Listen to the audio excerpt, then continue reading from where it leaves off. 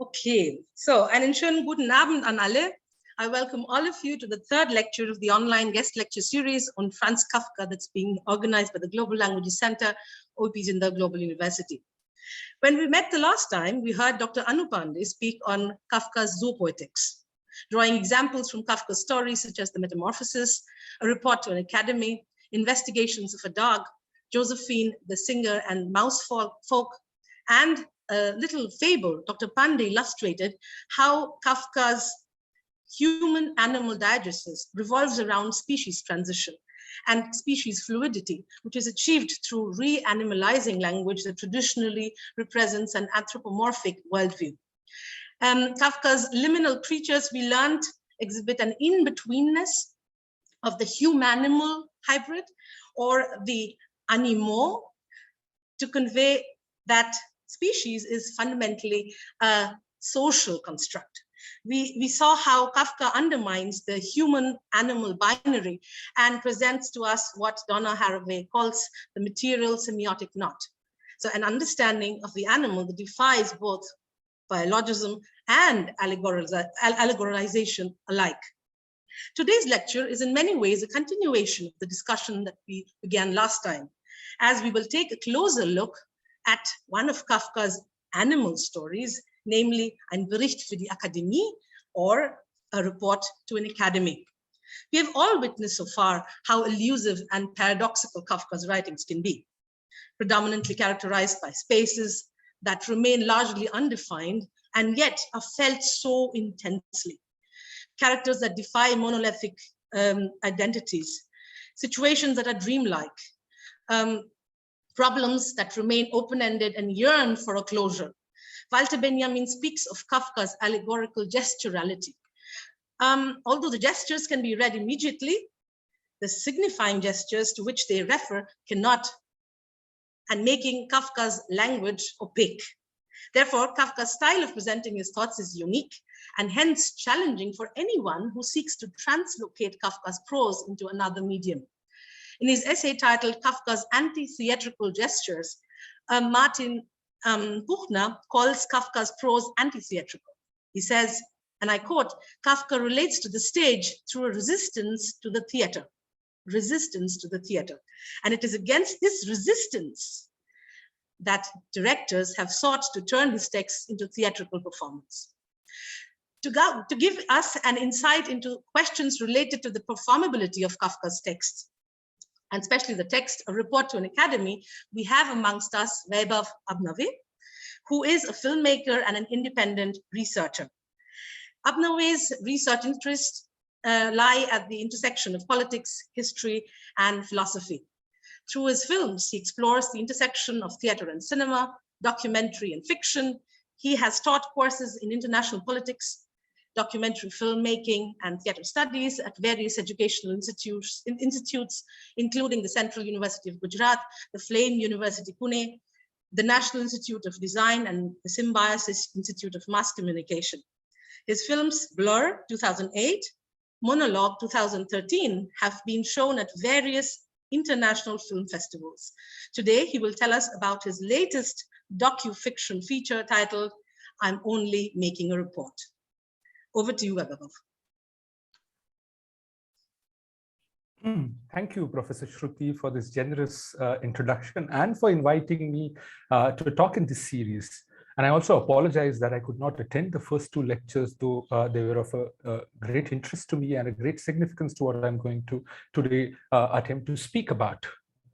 So yeah, today I'm going to talk around, if not exactly about a film which is still in making and whose title is I'm Only Making a Report.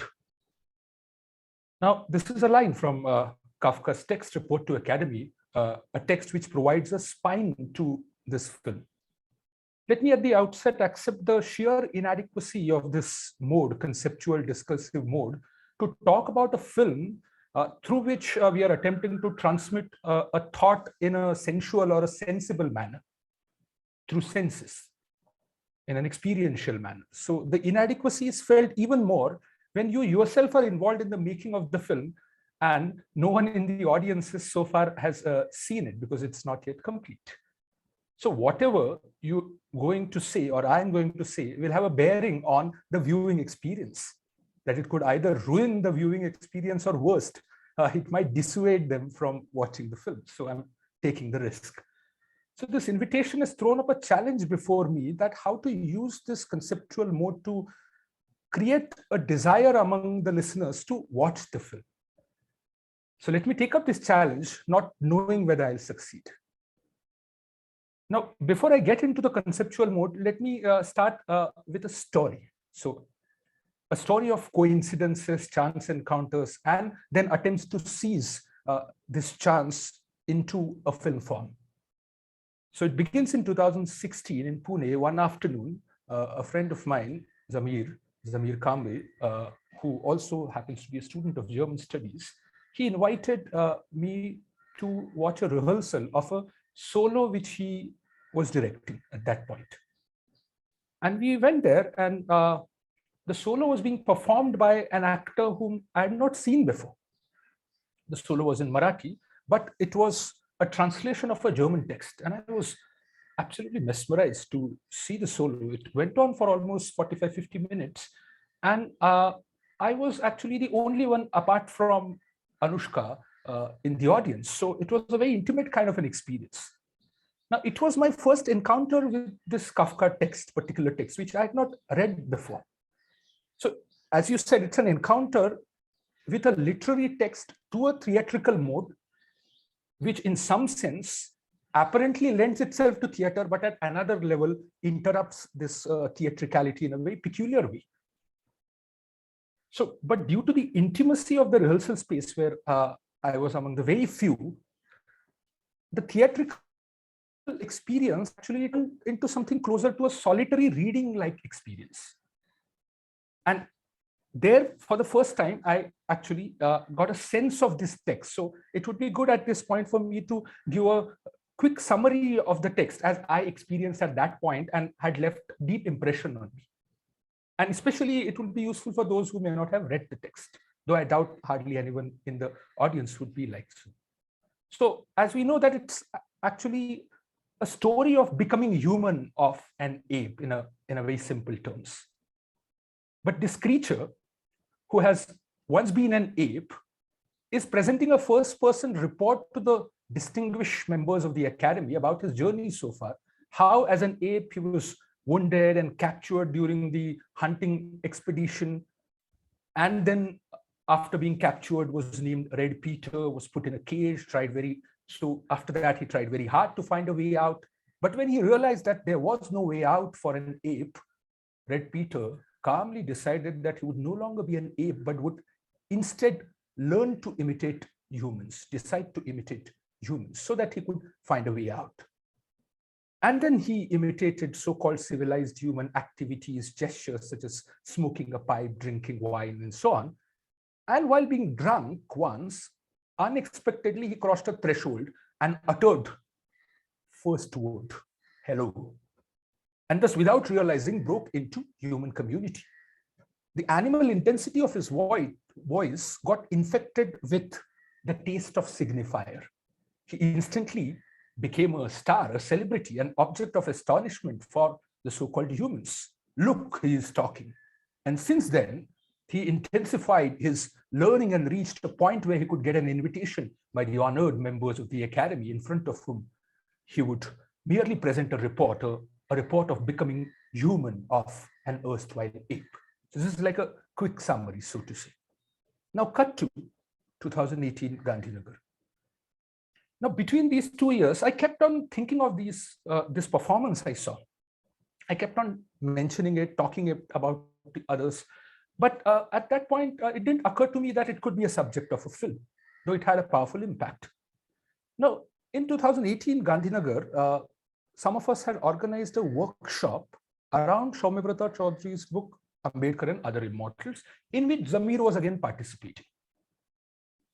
And in one of the post-workshop chats, Zamir referred to Shomu sir that he has translated and directed Report to Academy in Marathi, and he himself performs Report to Academy in German. To which Shomu sir responded that I've been performing this text in English for almost more than 20 years. And it was a sheer coincidence that I got to know about two more performers performing this text. Because at that juncture, when I saw Santosh's performance in Marathi, I was not aware of the German performance Zamir was doing. So immediately, we instantly made a plan without knowing that it could be realized to organize these three performances together at some point in Pune. Again, almost a year went by. So 2019 in Pune.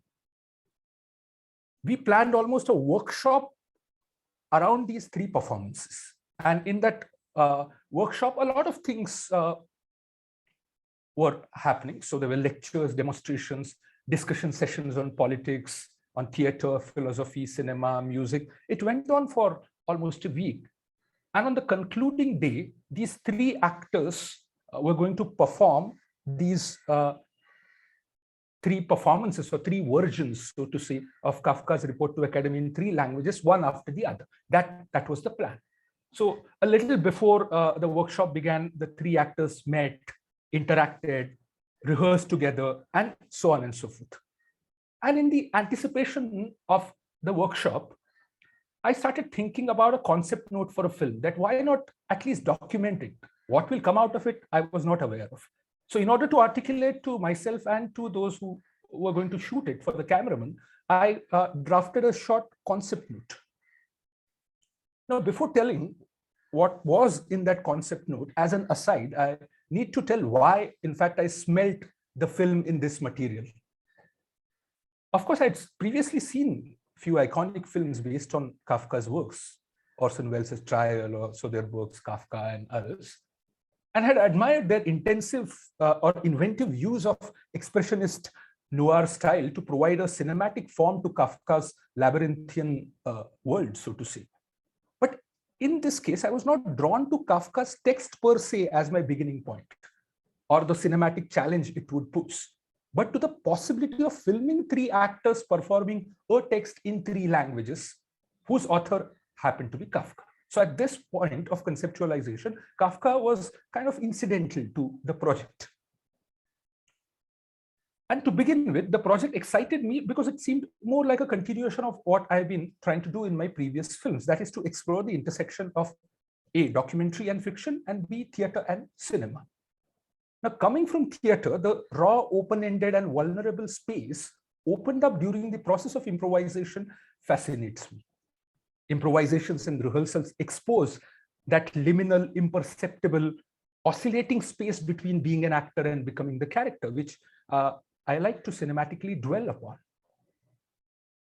Yet, as I started engaging with this particular text, it became clearer that apart from documentary and fiction, theater and cinema, there's one more layer of liminality, of in-betweenness, which I have not explored before, which is between animal and man.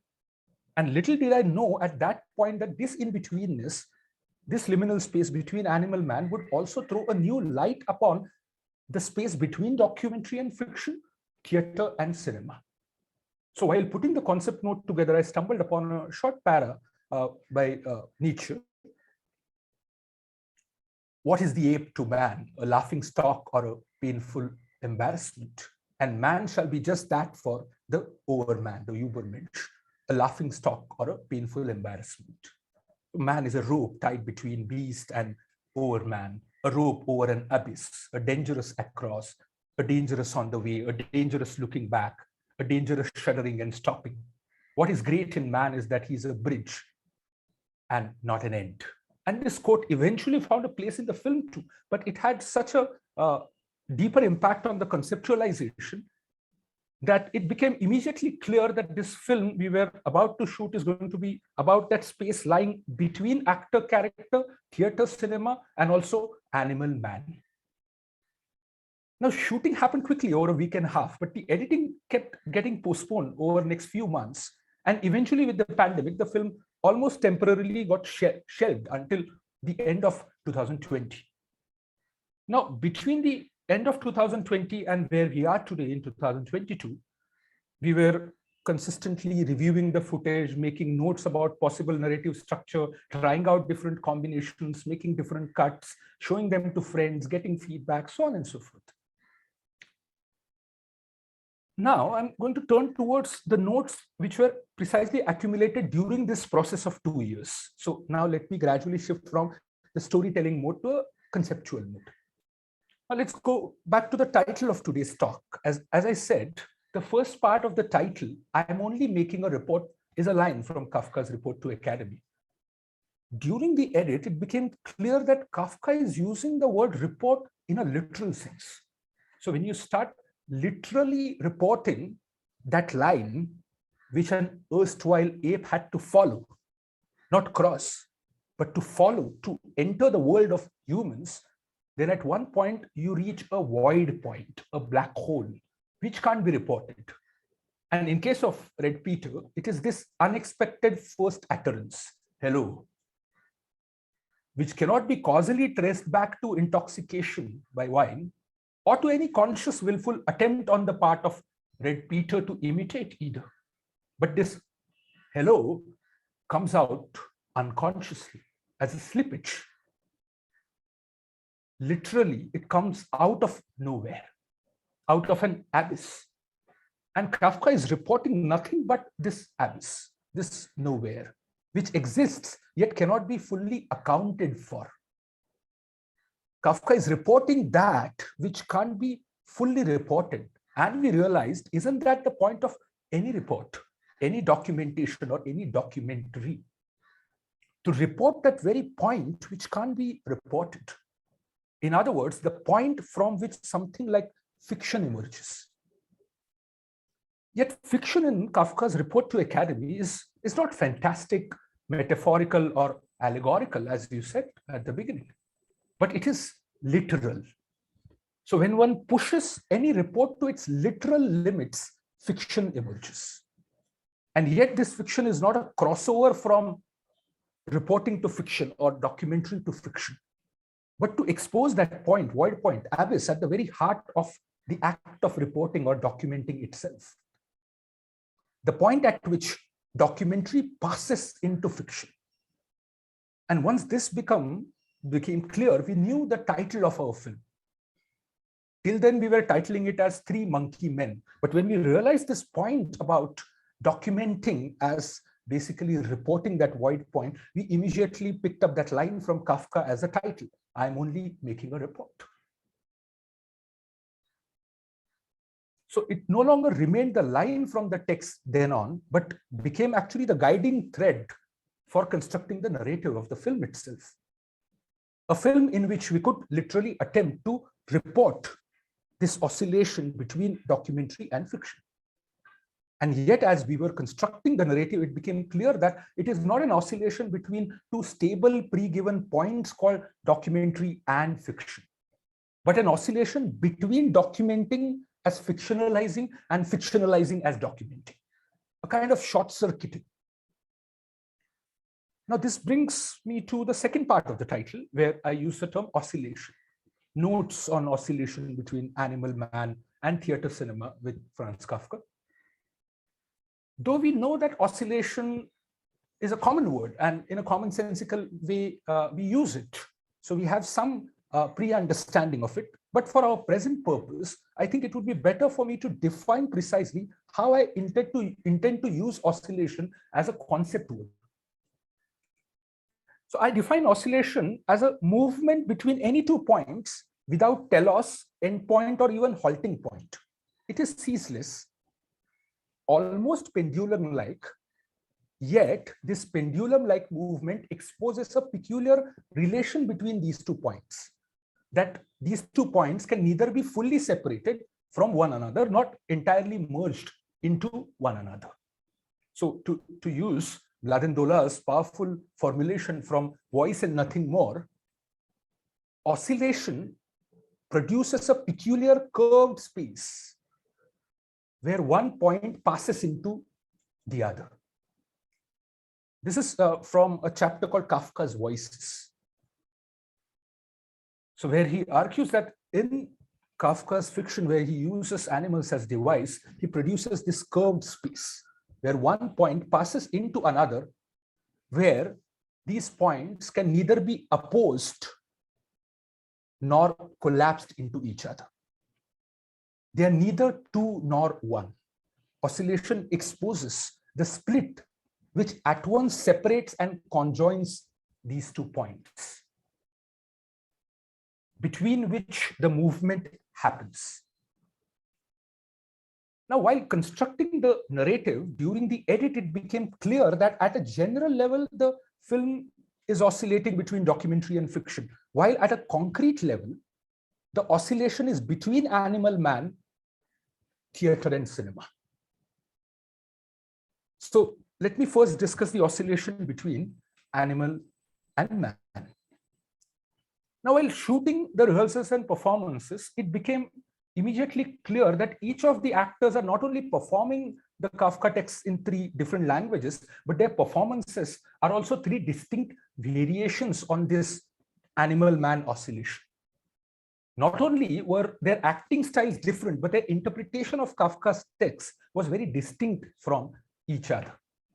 So here at this juncture, I would like to share some images, some still images from the film itself, along with which I would like to then share my notes on this oscillation.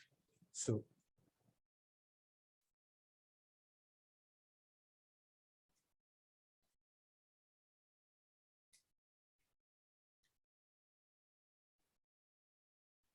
is the screen visible?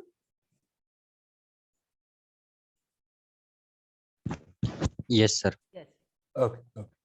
Yeah. So yeah, this is Santosh, the one who performs in Marathi.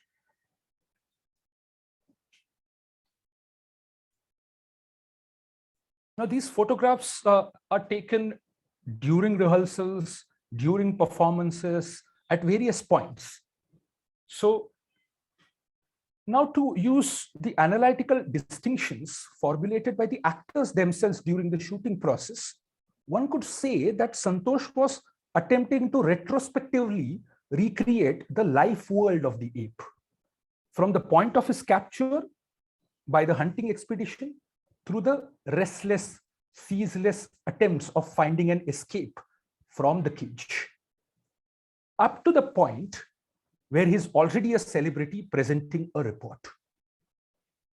So Santosh was creating a life world by using powerful body language, gestures, sounds, both the strange sounds coming from his quote-unquote human body, human animal body, and also the elaborate soundscape invoking both the external environment of the ape as well as his inner life, so to say.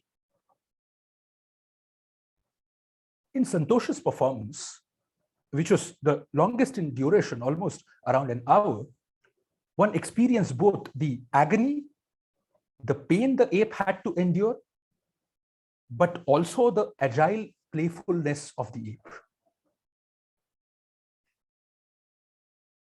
It was as if he was reporting the apeness within humans, which they think they have left behind, but is not very far away from them.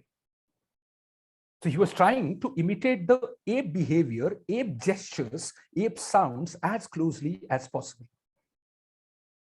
while reporting the journey of an ape who imitated the humans in order to find a way out. So this was the kind of short-circuiting. His performance combined a certain realistic impersonation of ape while trying to maintain an ironic distance between ape and human. His humanness was very ape-like, yet his apeness was anything but natural. His apeness had lost the access to his original authentic state, so to say.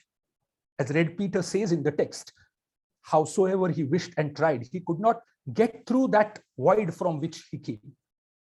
He could not access the pristine, pure, natural apeness which is left behind.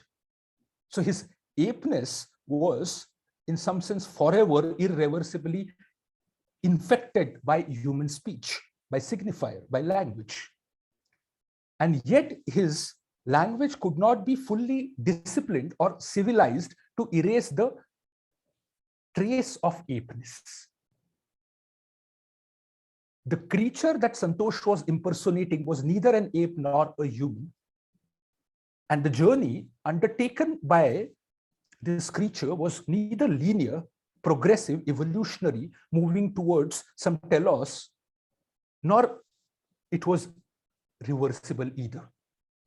It continued to oscillate between ape and man, and Santosh was reporting this peculiar life world oscillating between animal and human.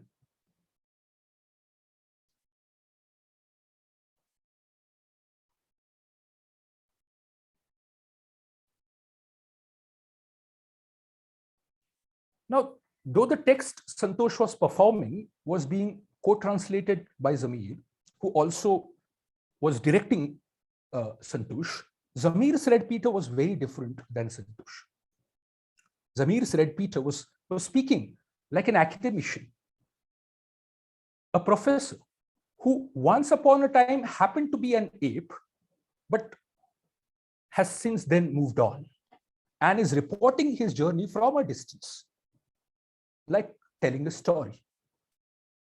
He would start telling a story as if it is someone else's, yet while telling it, he would occasionally relapse into his ape existence. The veneer of sophistication would crack and his apeness would come onto the surface. And yet the underlying apeness was nothing but another surface, another layer.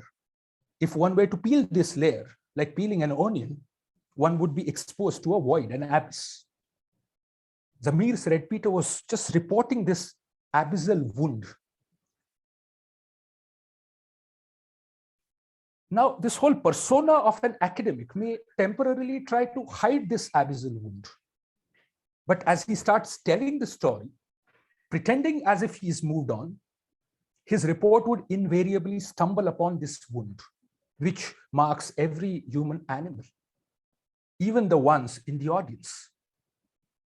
So this is a point where during the rehearsals, both Zamir and Santosh started kind of jamming together like a jugalbandi, where Zamir was saying something in German, Santosh was saying perhaps the same in Marathi because he doesn't understand Marathi, while Zamir understands both languages.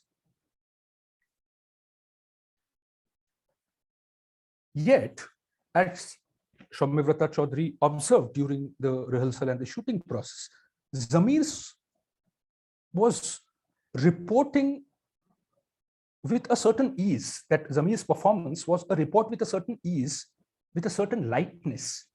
He ascribed this lightness to the fact that Zamir was performing in German, the language in which Kafka wrote the text. Thus, he felt that when ape speaks in German, it is actually Kafka who is speaking. So Zamir, Kafka, and ape are one. The form and the content was no longer separable. It became a pure style, something which he resonated with Shaumik, who also happens to be here today. But Chaudhary, who's been performing this text in English for almost more than 20 years, would approach it very differently.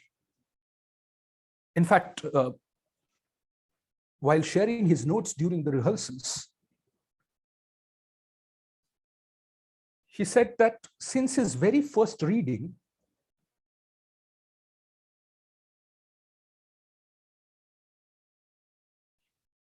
he felt that as a performer, he could not gradually get into this role. As an actor, while performing this text, whenever he crosses the line separating the wing and the stage, he felt as if he's crossing an abyss. The moment he would enter the stage, he would directly launch into the role without any progression, as if being suddenly seized by otherness within. So his performance was neither a retrospective recreation of the life world of the ape in the form of impersonation, nor a distant storytelling as if he's already moved on. Rather, he was performing as if he was literally reporting that very line which an erstwhile ape had to walk upon to enter the world of humans.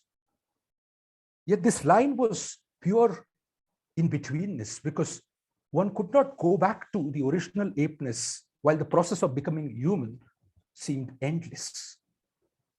Whereas Nietzsche says human is not an end, not a destination, but a rope tied over an abyss for the human to come, for Übermensch. This rope, this man would be nothing but a laughing stock or an embarrassment.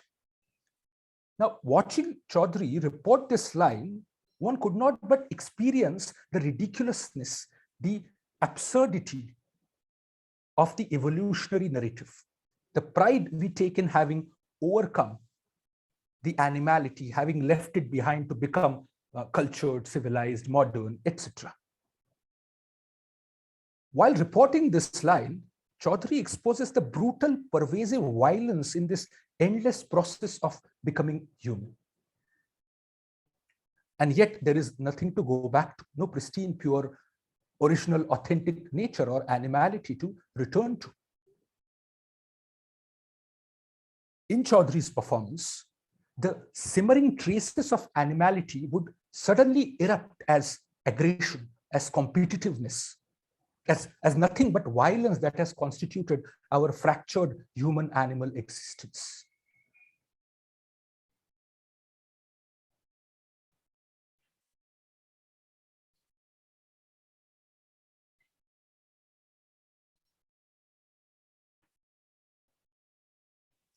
Now, while watching these three distinct interpretations of Kafka's text during shooting and then edit, we realize that our task is not merely to place them one after the other in sequence, but to create or forge connections between them, to juxtapose them, to keep switching between them in non-linear fashion, so that we could preserve the unity of Kafka's text while oscillating between three languages, three bodies, and three distinct interpretations.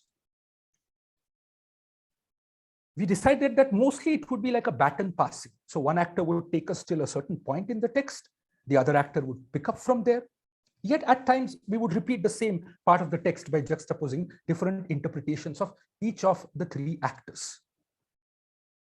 And from there on, it became clear that it can't really have one title, but three titles, which are three, but not separate.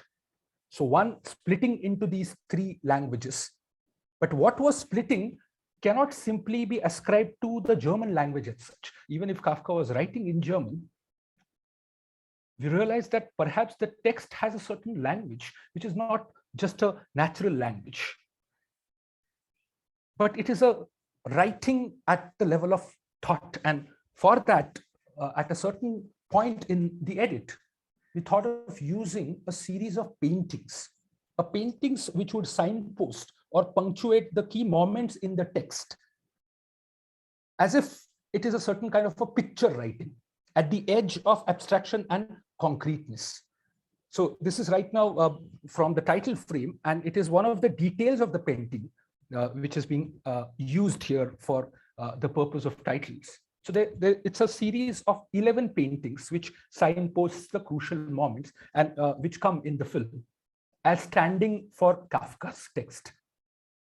So through that, we could actually free Kafka's text from the natural, obvious connection to German as a language, and could actually explore the literary thinking which is at play there. So now, as far as Kafka's text is concerned, we decided that we would try to maintain the linear flow of the text while simultaneously drawing upon both rehearsals and performances of all the three actors in non-linear, non-chronological manner. Which is to say that we would not try to construct a linear narrative from rehearsal to performance, like a culmination, but we would keep moving between the two, guided by the flow of Kafka's text. And yet, while viewing the footage, we stumbled upon material which could not be simply categorized as either rehearsal or performance, because the three actors were interacting, conversing, sharing notes with each other on their performance, also doing theater exercises, especially voice exercises together. So we thought of using these interactions too while constructing the narrative, And then we stumbled upon something entirely unpredictable, which we had not thought could be usable in this construction. We stumbled upon a recording of a lecture Soumyavrata Chaudhary had delivered during this workshop, a lecture on theatre and philosophy, the workshop which culminated with these 3 performances. So his lecture was delivered 2 days prior to the performance in the same place. Yet many things he said in the lecture, especially concerning the relation between theatre and cinema, resonated so much with our experience of viewing the footage of rehearsals and performances. So at one point, we could not resist the temptation of trying to use parts of this lecture in the film itself. So as we started placing the parts of the lecture, it became clear to us that the film is not only oscillating between animal and man, but also between theatre and cinema. So now let me briefly turn towards this second oscillation between theatre and cinema. The encounter of theatre and cinema was not entirely new to me. As I said earlier, I've been exploring this encounter before in my previous films.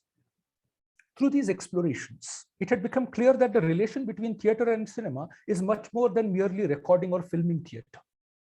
It is also much more than cinematic adaptations of theatre. Because while filming or shooting theatre, cinema is passively archiving theatre, preserving it for posterity. While adapting theatre text on screen, one usually actually takes theatre from a confined enclosed space of auditorium into the world out there, into the so-called real locations, which is kind of to move from realism of theatre to photographic realism of cinema, where cinema claims to capture reality as it is without any transmission laws, so to say. But my interest in the encounter of theatre cinema, the intersection between the two, is precisely because in this encounter, neither of them remain passive or unaffected. They infect and mutually transform each other. Through my previous explorations, I've realized that when cinema encounters the process of making theatre, this process pierces through the photographic realism of cinematic image to open it up to that invisible real exposed during the unfolding of theatre. To document theatre making process, like play reading or improvisations, rehearsals, is nothing but to document that very process through which, as we discussed, fiction fleetingly appears in the liminal space opened up between the visible body of an actor and the subtle body of a character. Between the repetitions that rehearsal is and the singular, unrepeatable moments that emerge through these very repetitions.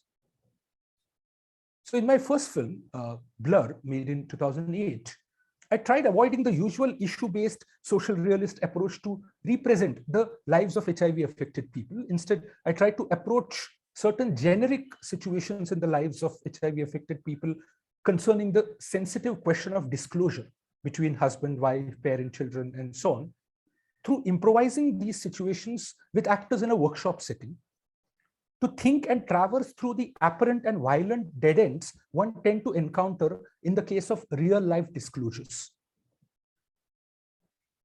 In my second film, Monologue, made in 2013, I tried to bypass the conventional biopic or the interview-based documentary format often used to tell the story of the life and work of an artist. Instead, I tried blurring the distinction between Marathi playwright Mahesh Elkunchwa's fiction and his autobiography by reconstructing his oeuvre as his rehearsal, situated in a dreamlike theatre space, through which he ceaselessly seeks a dialogue with the other. Now, in the present film too, there are rehearsals, performances, etc.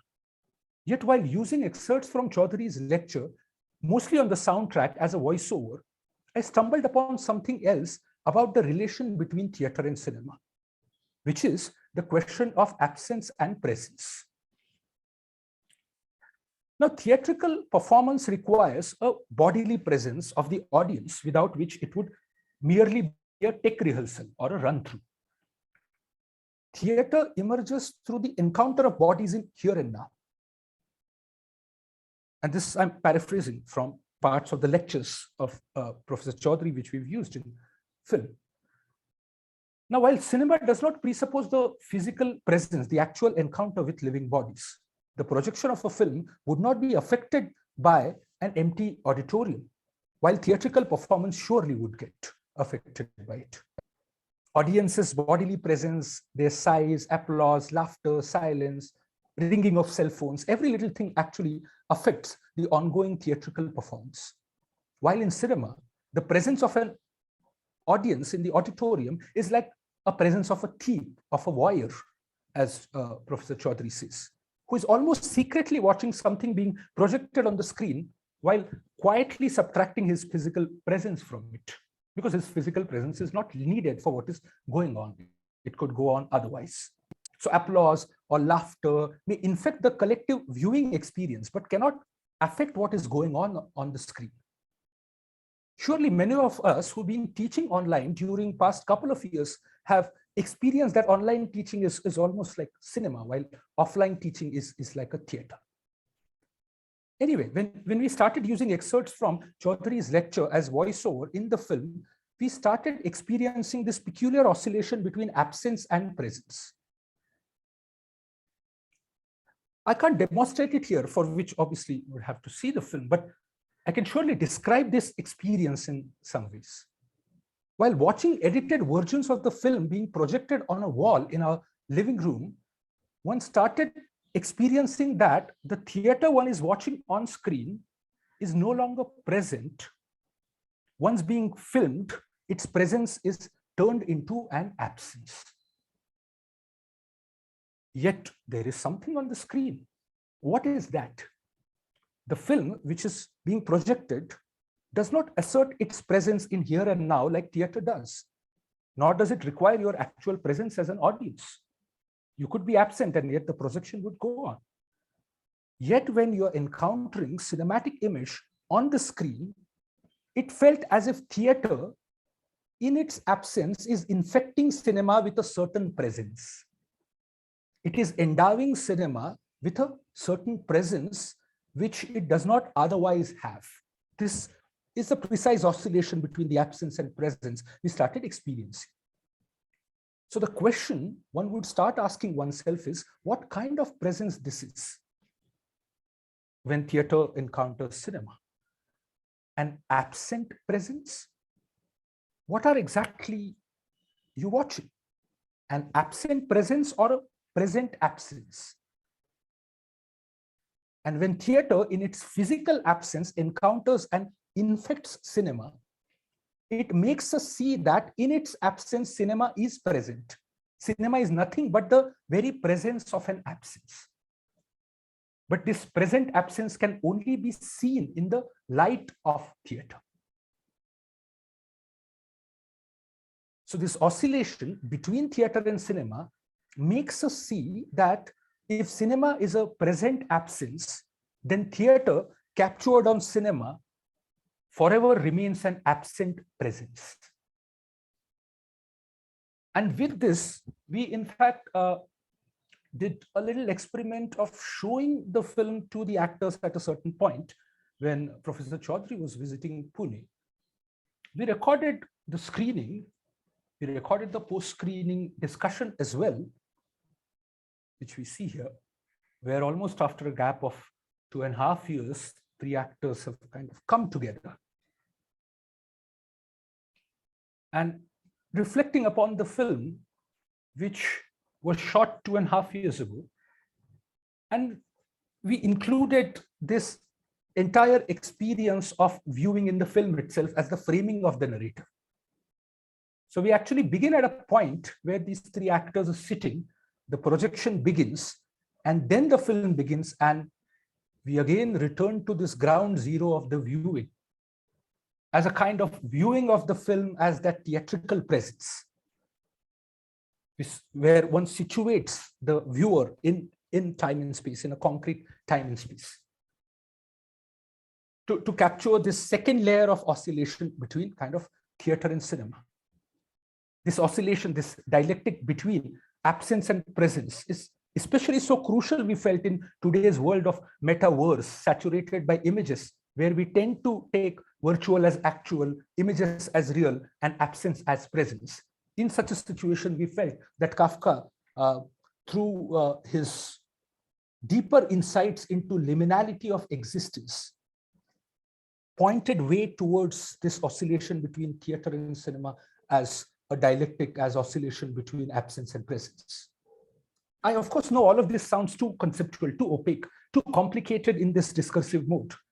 But I hope through this I've managed to evoke some desire in you to experience all of this on screen while watching. I'm only making a report. So sometime in the coming future, I would really like to screen this film for you, hopefully online. So yeah, hopefully offline. This is the precise slip, which in a way the film is also trying to capture, the absence presence. So yeah, this is more or less what I wanted to share as a part of the initial part of the presentation. So we can extend further in the introduction, in the discussion sessions. Yeah. Thank you so much, Vaibhav. This was so beautiful, first of all. The entire experience. I want to quickly, because Shoumyabrata said he would like to leave very soon. Since he was an actor here, I don't want to miss out on the opportunity of getting authentic information, authentic knowledge from the actor himself. Since we are talking about acting Kafka, performing Kafka as well. Right, so my question quickly would be a quick question, Vaibhav, if you allow me, to ask Shoumyabrata about his experience, first of all, of maybe if you could summarize that. And secondly, of course, all of this did, as I can understand from what Vaibhav told us, it has been evolved over the time. It has been a project that you did not really foresee, right? So this was something that the result was actually unknown in 2018. So you were three different actors acting in your own milieus. I would first like to say, how was it acting way back before you acted here? I mean, and how was it after this experience of sharing your experiences with the other actors and this entire exercise? So that would be my first question to Shoumyabrata, please. Yeah, can you hear me? Yes. Yeah, can I thank you so much for your questions, but can I very humbly refuse to answer them? Because you see, this is a film. Vaibhav's made this film. And anything I say now, today, is in a sense going to either anticipate the film or in a way also sort of interfere with the film. I do not want, I'm after all, in a strange way, part of the film. And anything I say without you seeing the film is not fair to the film or to your future viewing experience, which I'm sure will be singular, and it will be something which I will want to hear you speak about. But can I, without really in any way, dishonoring this such a generous request, and so kind of you to ask me to speak about it, not speak about it? You won't mind. I accept the absence of the presence. Or the I really wouldn't like to do that because, this is a film and it's a work to come. And I'm one of the sort of elements in the film. And anything I say will really, in a sense, interrupt or something, it'll spoil the integrity of Vaibhav's work. All right. After the film, I would love to talk to all of you. All right. We would love to invite you again. And and the other thing is, Shruti, I think I told you, I have to go back to some place, and so I am really I'm really sorry, but I won't be able to really be part of the discussion any further. So I thank you and Vaibhav so much, for this really fantastic exposition, and I hope to see you soon. So thank you so much. Thank you so much. Please excuse me. Yeah. All right. Thank you, sir. Thank you. All right, Vaibhav, then let me put the question indirectly to you.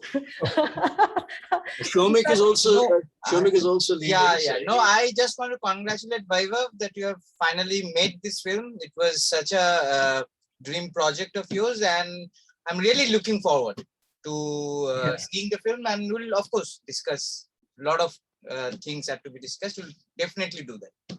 Okay. Yes, absolutely. Yes.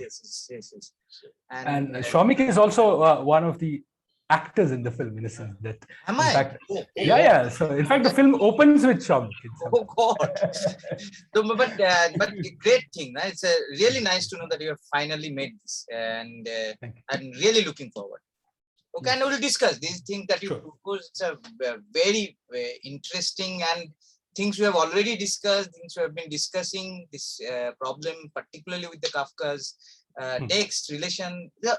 Very complicated thing, but at the same time extremely interesting, which always comes through your films, this relationship between theater and cinema, which you have been talking for a long time. So we'll talk, but yeah, so, okay, bye. Great. Thank you. Okay. Thank you. Carry on with the discussions. Yeah. Thank you. Yeah, so indirectly responding to this question would be slightly difficult. I mean, let me sort of reformulate it as my experience of encountering Shomu sir as an actor. I had not seen him performing before as such. I mean, very briefly sometime in JAIN, but this was like a full-fledged thing. And when we made plans of bringing these three actors together, I was entirely unaware of how he's going to approach this text. So it was quite a surprise for me when he entered for the first time on stage. I saw somebody else in the wing and there was somebody else on the stage. So that was, it was literally like a creature walking, which is entirely unfamiliar to you. Voice, body, language, and yet it was not an impersonation. That he was using his own instrument, bodily instrument, as an actor. So spine, voice, and all of that. But the manner in which he actually transformed it, it's kind of a transfiguration. That was absolutely astonishing to see. Because the other two actors in their own ways were approaching this precise problem of liminality, but by situating themselves on the either end of it, either kind of going closer to the animality part or in some sense trying to situate oneself closer to the cultured, civilized human part. But this was like a consistent walk on that thin edge, the razor thin edge, which is of reporting the line. So through his performance, actually, we got a completely different sense of what does it mean to report a line theatrically, which is to kind of sustain the tension bodily. Neither of enacting, impersonating, and this I think links very closely to the anti-theatrical nature of Kafka's text. That what we are actually in theater, if at all we will see, cannot fully be on the side of character.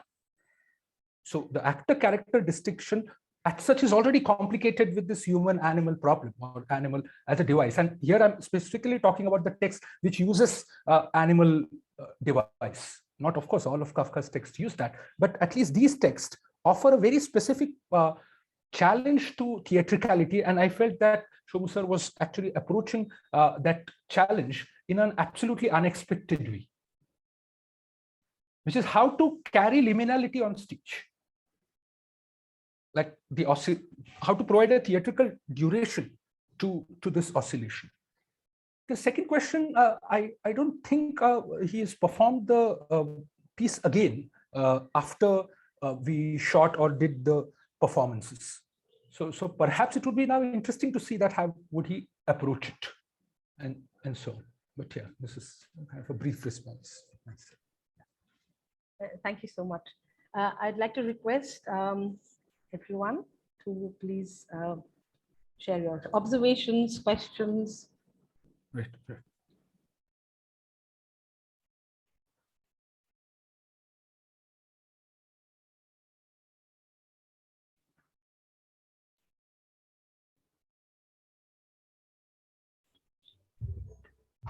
Should I start, Professor? Yes. All right. Okay.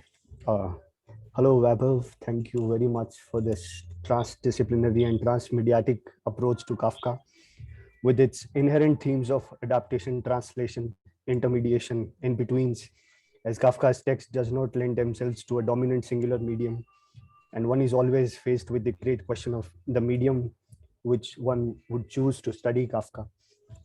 But I have two questions, based on some of the themes that you touched upon, where in my own project, I'm personally stuck with the question to sort of look at this condition of paralysis, wherein Kafka's characters are stuck, and this paralysis is of the processes of language acquisition. And wherever, in this process, when that, let's say, rupture happens, when the first utterance, it erupts, right? And therein we see this process of, interspeciation, or maybe the liminality generating, right? Again, even from the text in Metamorphosis, where this protagonist Grigor Samsa, the word that's used there is screeches, the kind of sound he's making.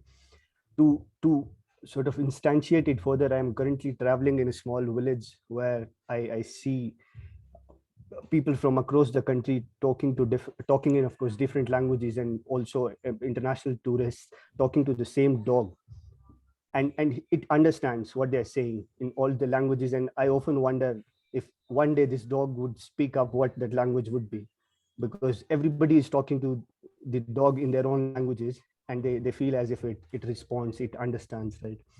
So this how do we see this process of language acquisition as a condition from where, this problem would necessarily start? What is this embodiment into a different system?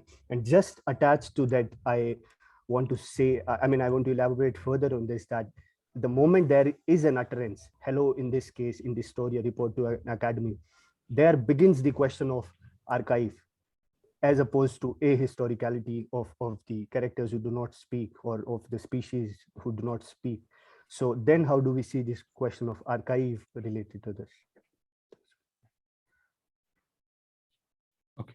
So to pick up the term which you yourself have used, utterance, I think Mladen Dolar provides a very fascinating entry point to this problem which you're trying to formulate, which is like a paralysis of language acquisition in your terms. He actually approaches it from a completely different vantage point, from the psychoanalytic vantage point, where he uses the concept of voice.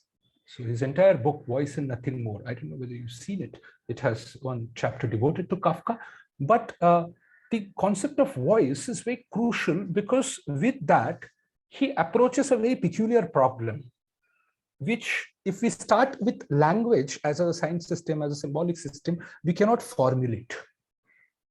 That voice is actually split between the utterance, the sound on the one hand, and the sense, signifier, speech on the other. Now, we tend to think that one is kind of a pure intensity, like a sound, or the orality is a pure intensity. So in a way, the lack of meaning gives it some freedom. Lack of meaning gives it some kind of a greater power over, say, speech, which is organized, disciplined, and so on and so forth. But actually, one can't neatly distinguish between the two, because voice is something which is neither reducible to the body nor to the language, neither reducible to the sound nor reducible to the meaning. So the splitting is something, one of the important ways to understand what one is calling paralysis. It is not a paralysis. It is a certain stumbling or a certain slippage, an inconsistency, which is in some sense incurable. And incurable not as some kind of a human predicament or a condition in an anthropological sense. Rather, it is actually fundamental to all that exists. So which is why, in a psychoanalytic point of view, Dolar is also a founder of Ljubljana School, along with Alenka Supanchik and Slavoj Zizek, are trying to make this point at an ontological level. So all that is in some sense, the being as such is inconsistent with itself. Zizek would approach it through parallax view. Dolar would approach it with a very interesting statement, which is a reformulation of Alabadiou's statement from Logic of the Worlds, that if there is a contemporary conviction, dominant conviction today, that there are only bodies and languages, then psychoanalysis would try to interrupt that conviction and say that there are only bodies and languages, except there is object small a or object pati a, which is not quite an object in the subject-object dichotomy, and which interrupts the neat division of world into subjects and objects. So in some sense, instead of asking this question of language acquisition, shall we formulate it as a question of subjectification, or subjectivation, which is in some sense a question of chance.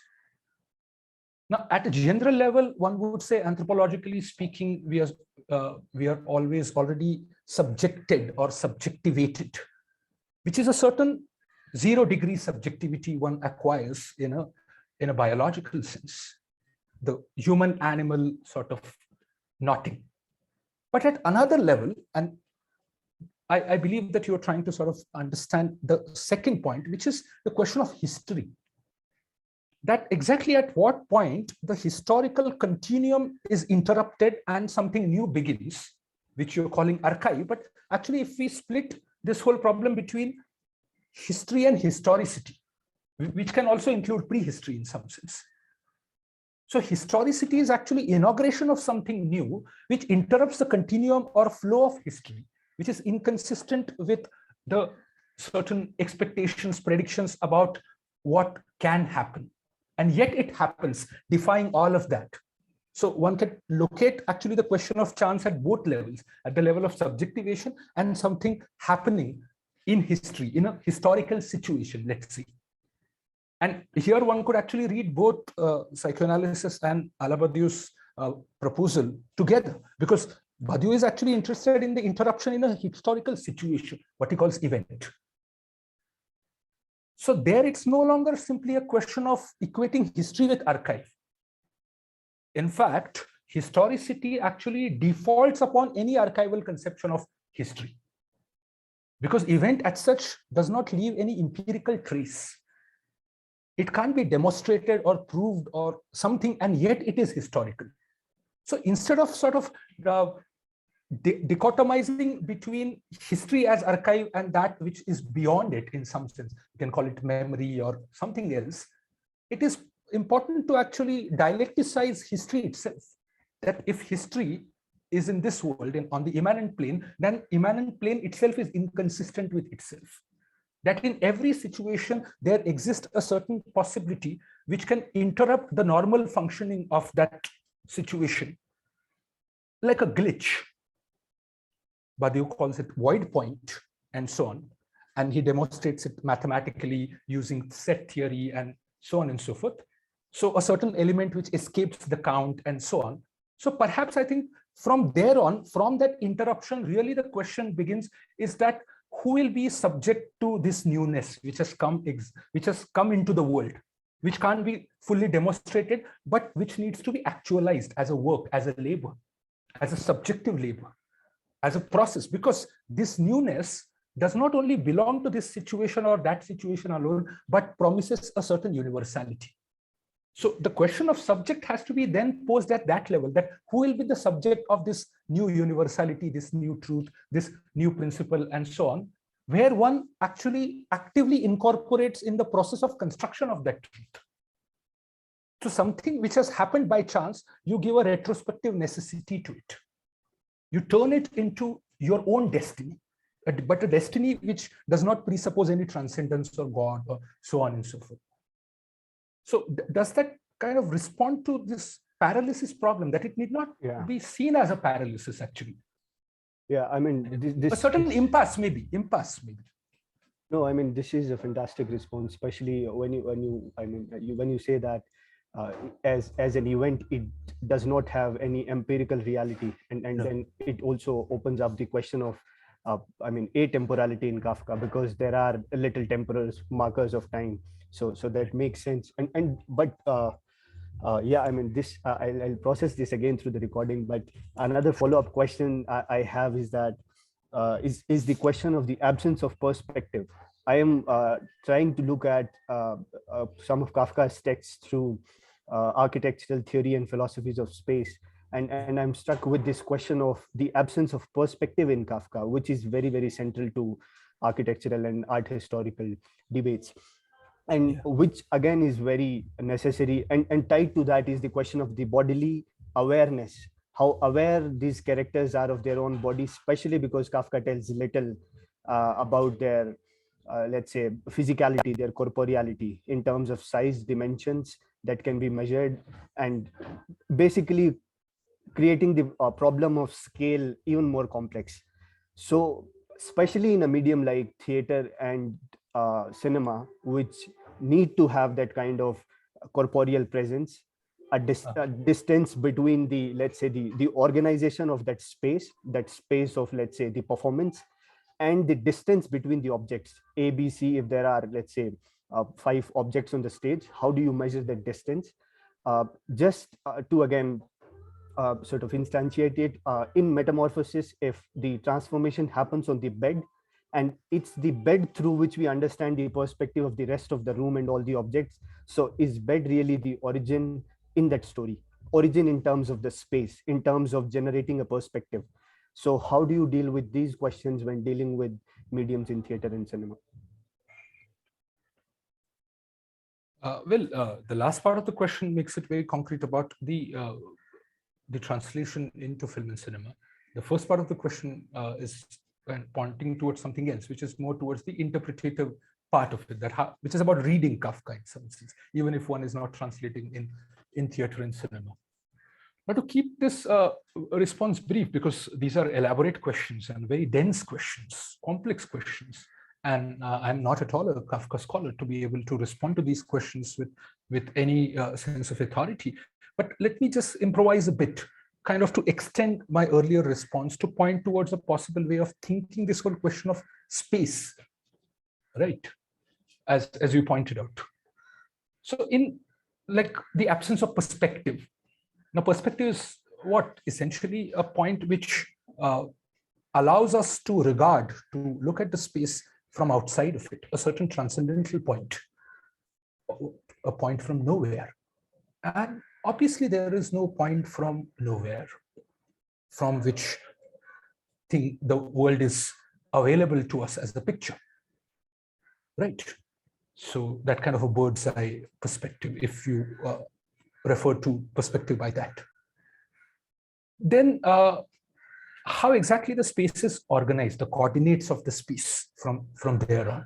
Now, there are 2 possible lines of thinking, and Dolar discusses both of them in his essay on Kafka's Voices, particularly relating it to the question of law, because law is nothing but organization of space from a certain vantage point, which is subtracted from that space itself, the sovereign, so to say, transcendent sovereign, which surveils the space, but is not a part of that space. So this whole question of law becomes complicated in Kafka, and generally there are 2 lines of interpretations. One is to say that it is forever transcendental, forever beyond, not accessible, and so on, and it creates a kind of a miserable, pessimistic sort of a reading of Kafka. On the other hand, you argue that no, there is no beyond, there is only immanence, pure immanence. That also creates another problem, that how do we then make sense of these interruptions, these inconsistencies, these slippages? Because the pure immanence presupposes a certain uninterrupted flow, where you can't find these kinds of exceptional points, because the flow presupposes that the change in that sense is continuous.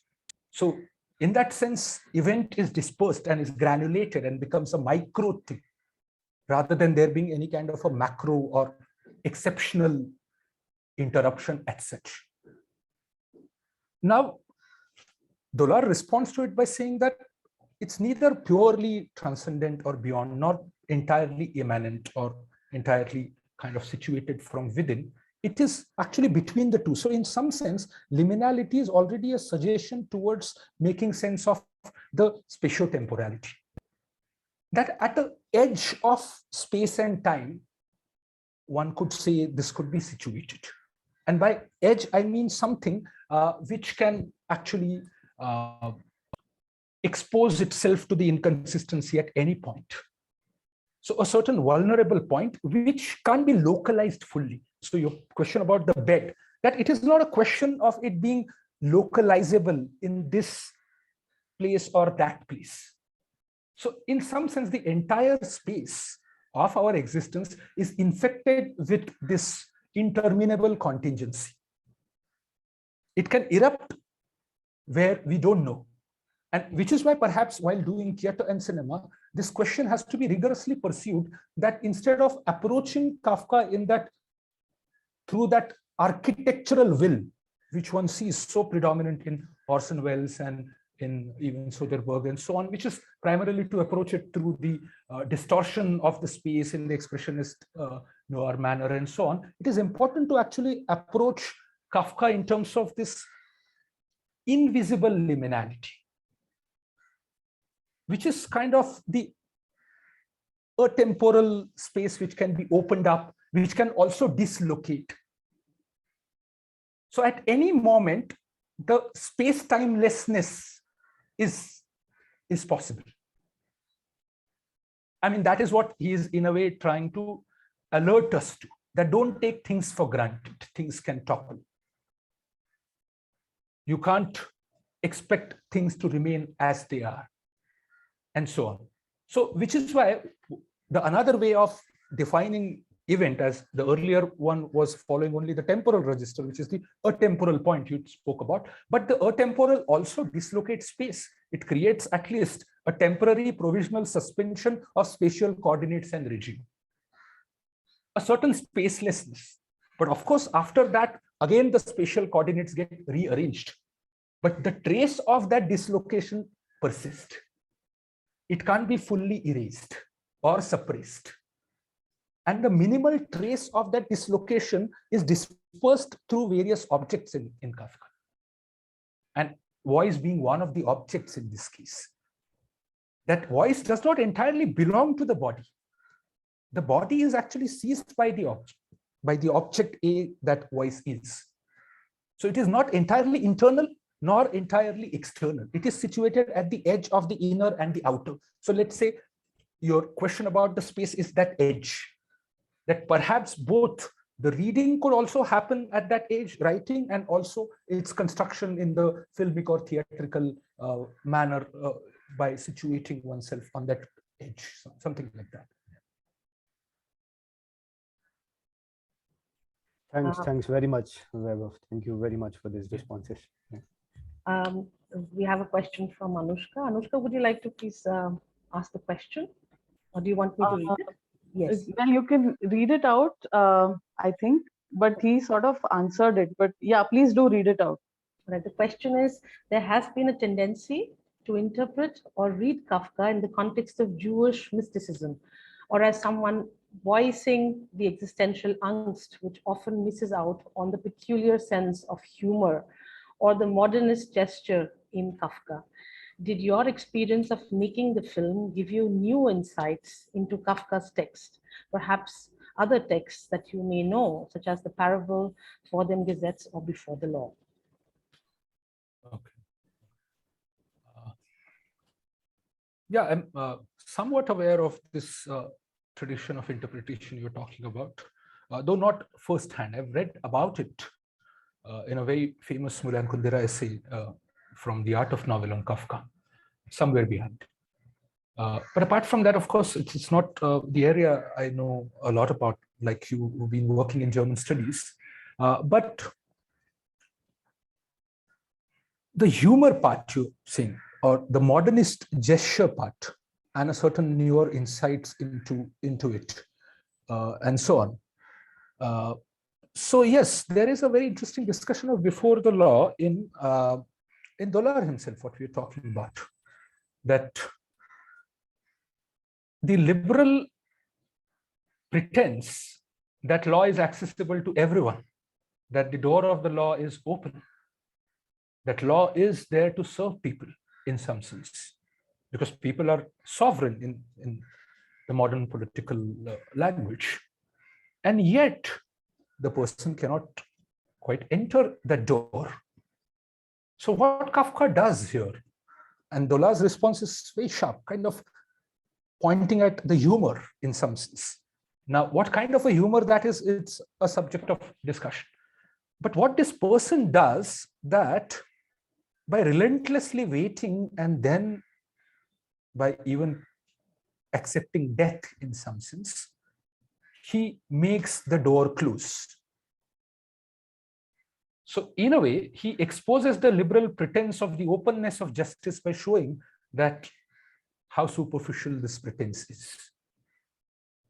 So it is today important for us to actually recognize this gesture, that instead of being very naive in believing that the doors of justice are open to us, Kafka has already kind of pointed out to the fact that if you relentlessly wait it out, you can sort of close, and you can, in a way, give up this facile, naive optimism about evolution, progress, freedom, this and that. And only precisely at that point of hopelessness, something new can emerge.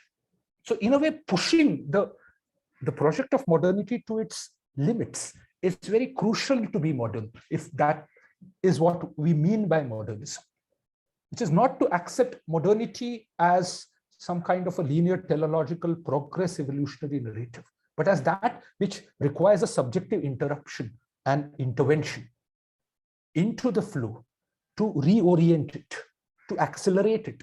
It is a certain impatience also. So yeah, does that respond to your question? Yeah. Sure. Yeah. Thanks. I had another question. In fact, I was thinking, I wanted to know about your approach towards direction. Now, would you call yourself a director or a filmmaker? Is there a difference there? Secondly, I have an impression that there's a lot of, you've allowed a lot of subjectivity of the actors, you've kind of maintained the sanctity of each actor's subjectivity. And they seem to be expressing themselves in their own way. But when we look at traditional filmmaking, we always kind of think, well, the director is almost like a god, knows what is going to be the result and what he wants from the actors. Right. I don't seem to get that impression here at all. I feel they're really separate actors here, separate entities here, sovereign entities, and they seem to be creating something. And I'm really curious to know now what is going to come, and how do you see this on the whole, like on the project? It's very important to me. We talk about and you have been telling us about the element of chance. This seems to be very important for you. Also the fact that the event actually is dispersed. I'm kind of getting this, and I see that in your approach as well. Am I getting it right? Can you please tell me a little bit about it? Yeah. About the very first question, yeah, frankly speaking, I also don't know really if there is any precise distinction between the two in any formal sense. Director is a term which is used in specific cinematic tradition to describe a certain set of roles and activities, but in different filmic or cinematic traditions, you have different names. And filmmaker is a more generic term, I suppose, which kind of talks about a more entire kind of a, if not control, but a certain entire, one would say, bird's eye view over the various aspects of filmmaking. Whereas one would say that the director kind of refers to a more specific localized task, which is then to be kind of collaborated and so on. One could also kind of introduce a third term, which is popularized by the French writers, which is that of auteur or author. So somebody who has a distinct voice and so on. So one could say the filmmaker could actually be used in that very precise sense. that the one who is not performing only a certain function or a task, but who is also composing. So like an orchestra conductor in some sense. So that one has a much overall view of the entire thing in terms of its conception or writing or execution and so on, and its design. So yeah, well, I don't know what I would call myself. It is entirely for people to decide. It's very difficult to describe one's own role because it is so ill-defined in the actual process.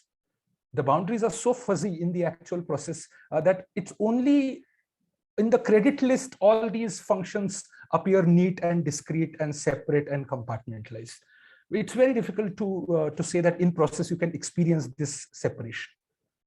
About the actors part, I think, it differs film to film, that in this particular case, though the more dominant mode or approach was that of documenting, which in a very simple sense, as the famous Indian documentary filmmaker defines documentary, is nothing but basically shooting without script.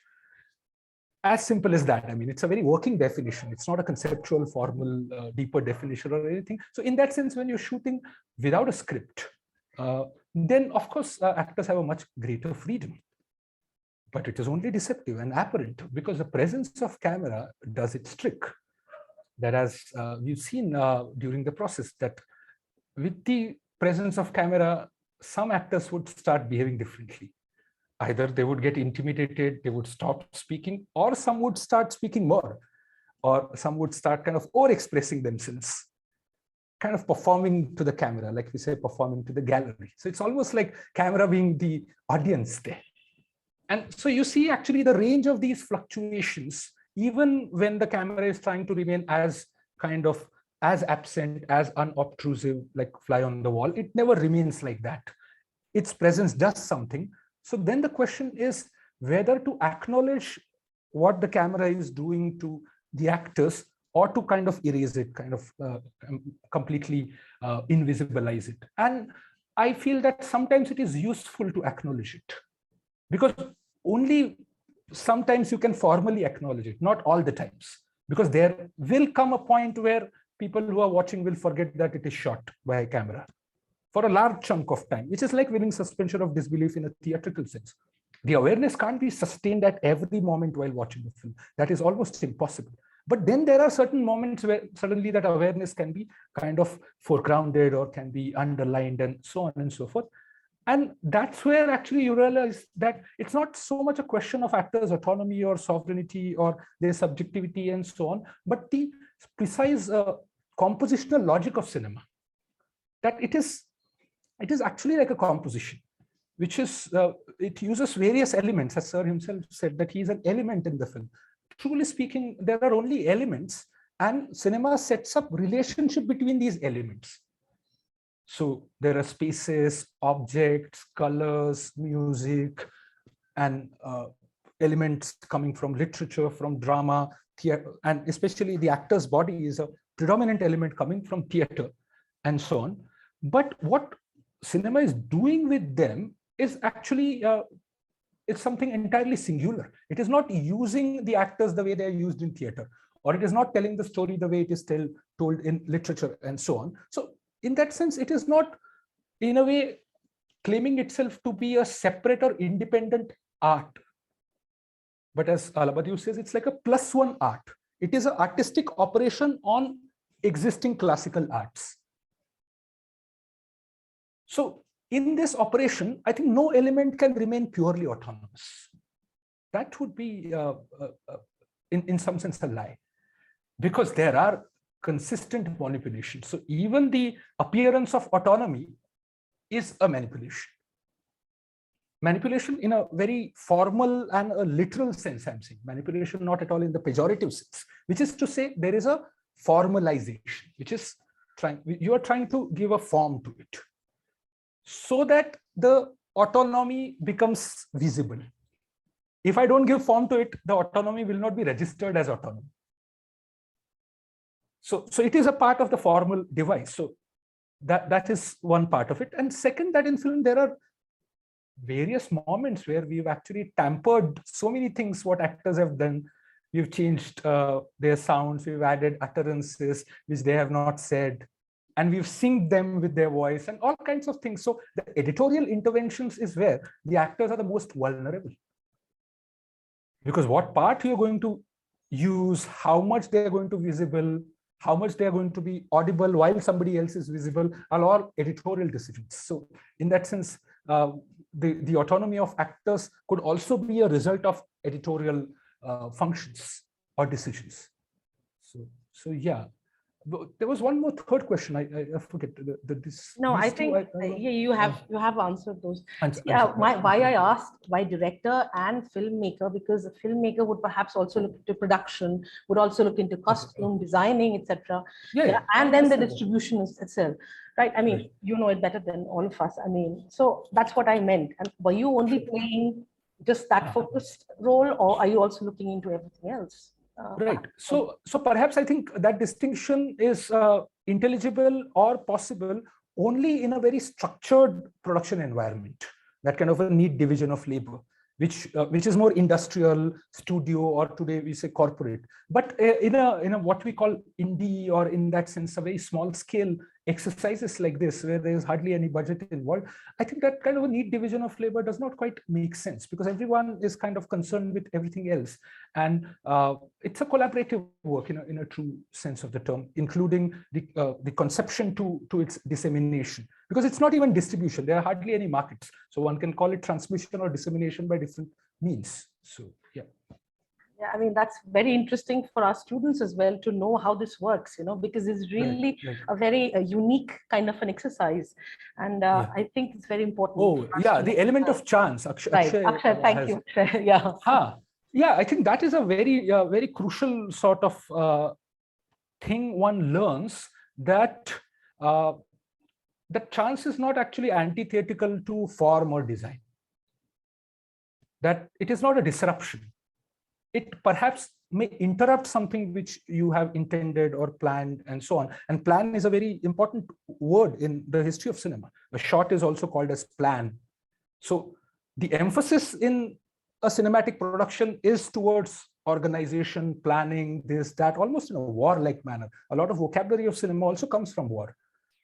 But then actually no amount of planning is sufficient to kind of seal off chance. The chance is always going to be there, and something one learns from so many sources: literature, philosophy, actual life experiences, and other artworks, and so on, that perhaps I think over a period of time, at least at a personal level, I have tried to kind of be friends with the possibility of chance and try to think about a retrospective kind of seizing of chance to turn it into a form. So basically to keep thinking about form only in relation to chance, because otherwise the will to form always tries to curb chance, and yet the anxiety is very real, because not all chance is a good chance. There can be a bad chance also, which can be disastrous also. So how do we then discern between the two, that which one to seize and which one to kind of overcome and not get affected by? So that is an extraordinarily difficult thing, I believe, because many times you have a very specific idea about form in mind, but one tends to forget that form is not a static entity, like a container in which content is filled, but a process. So in that process, I think chance could be thought as a constitutive or immanent to that process in some sense, where the newer possibilities of the form in which one is working in. So like I said earlier, that the whole theater cinema thing, I had not thought about the presence-absence problem in the earlier films. But the very chance of Shomu sir lecturing 2 days ago, and we happened to review that footage while looking at this and incorporating it and so on, made us see something in that process of formalization. So you are not entirely in an authorial control of it when something like this happens. But then comes the second point, is that how are you going to use it? Which part? Where? So there again, I think you start reasserting the will to form in some sense. One more question. We did a little creative exercise in class when we were doing the metamorphosis, and we did the first paragraph. We just read the first paragraph, and I asked my students to tell me, okay, I said, let's imagine we're all directors. We're all filmmakers. How would you shoot this first paragraph?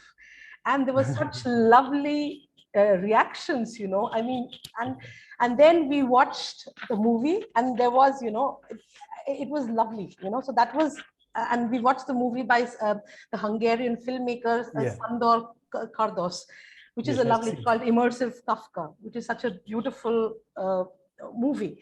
And, you know, incidentally, one of our students actually said, I'm going to actually lie down and I'm going to shoot it like this, you know, because I want the perspective of the bug.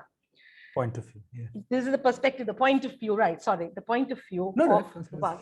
All right. Yeah. So this was a discussion that we had. Now we have here Rota Peter, we have Red Peter here, who's actually just standing on stage all the time.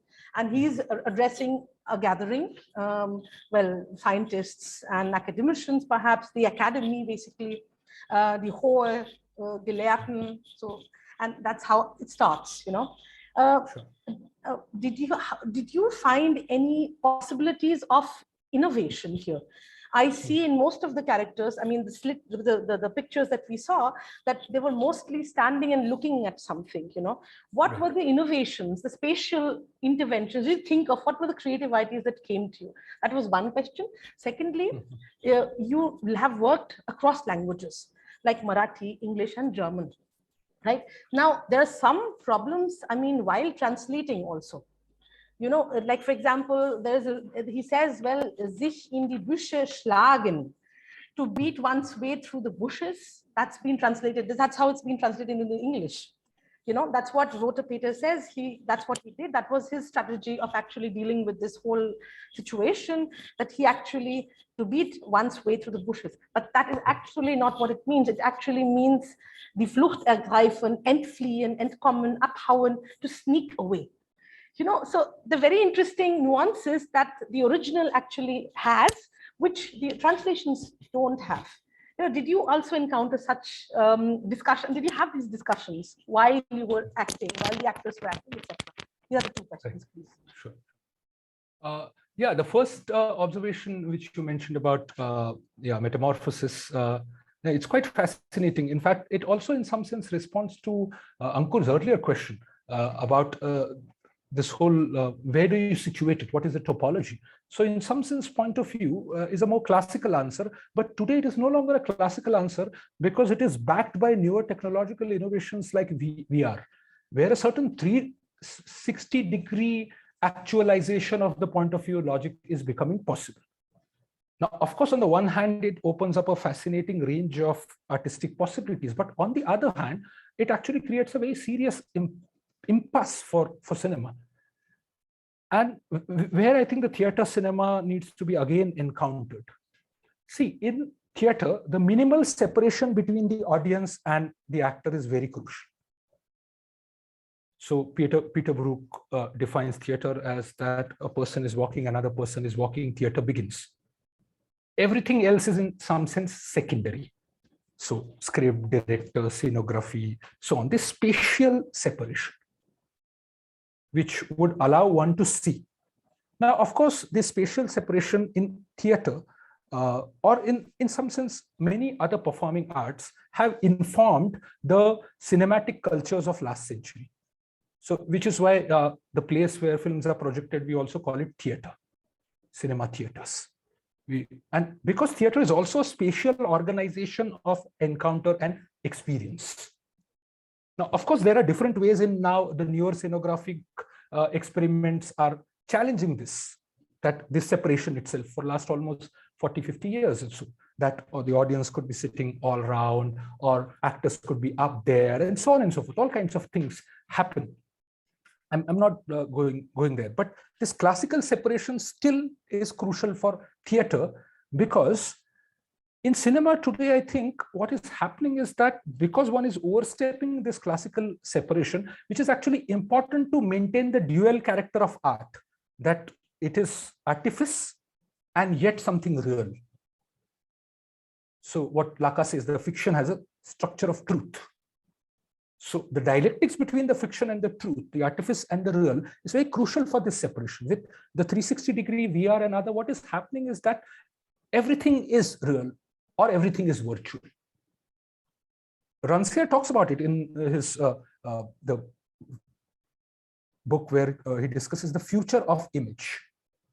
That today we face with this conundrum that either everything is real or everything is virtual.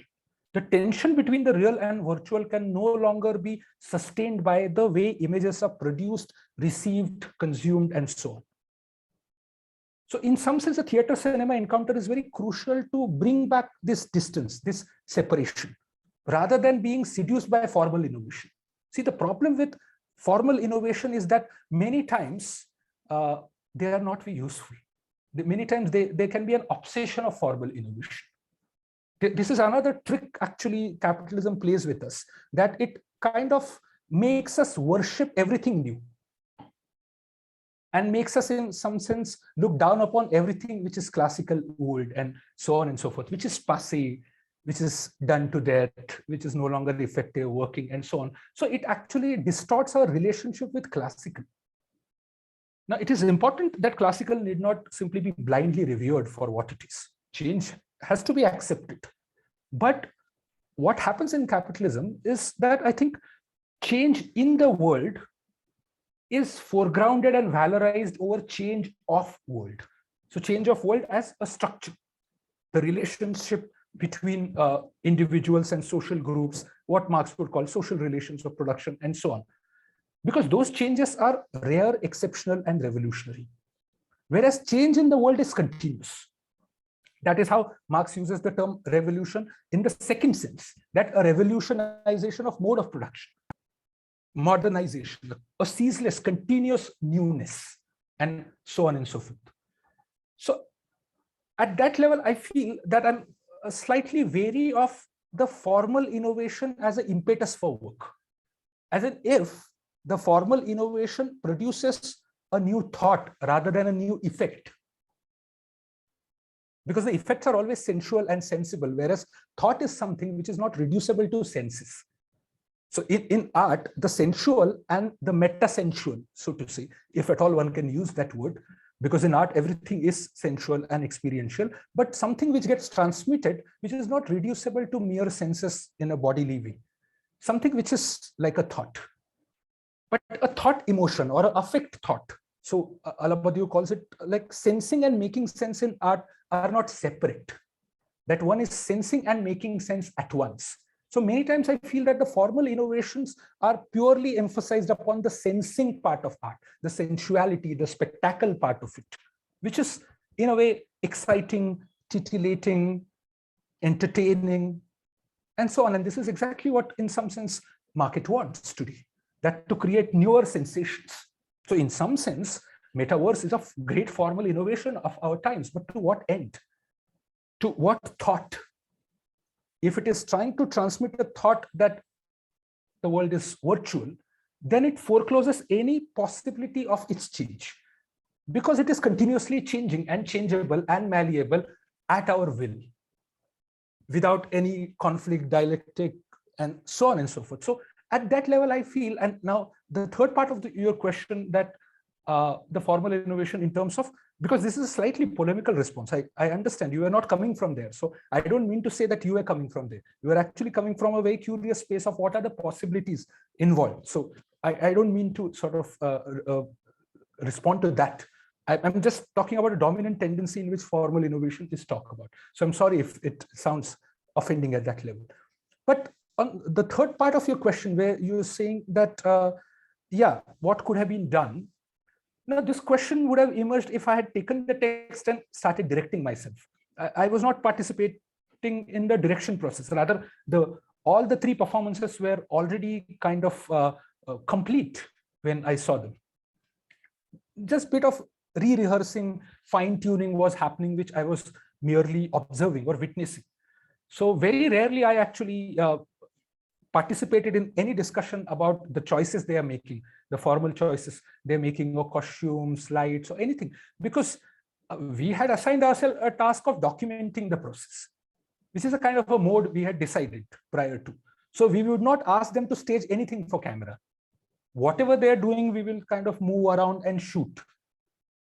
We won't ask them to repeat for camera the way you have takes and retakes, or stage because there is a better light here, or do it here because the sound is better. Nothing like that.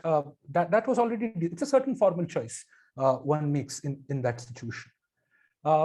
So it would be interesting if I were to approach it afresh, either for film or theater, what kind of strategies I would want to use. I was thinking of one strategy, which is, I don't know, it's quite kind of quixotic.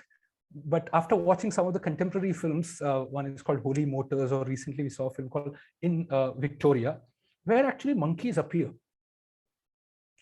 So what if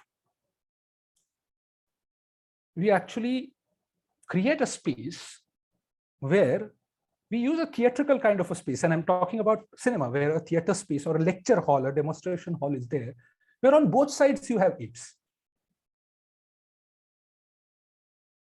And what can happen with that? Maybe the formal separation will remain. The theatrical kind of a distance may remain. But just by kind of moving from, say, the human animals to animal animals or apes, what would happen? I'm not entirely sure, but it's a certain intuition that what kind of an effect it would produce. So that is one, but it's not at all a formal idea in any sense. It was merely kind of exploring the capacity of cinema to assemble various elements. So in cinema, you can use animal bodies and you can also stitch sound over it. So even if the animals themselves are not speaking in a theatrical way, you could make them speak. You can make them speak whatever. So something like that.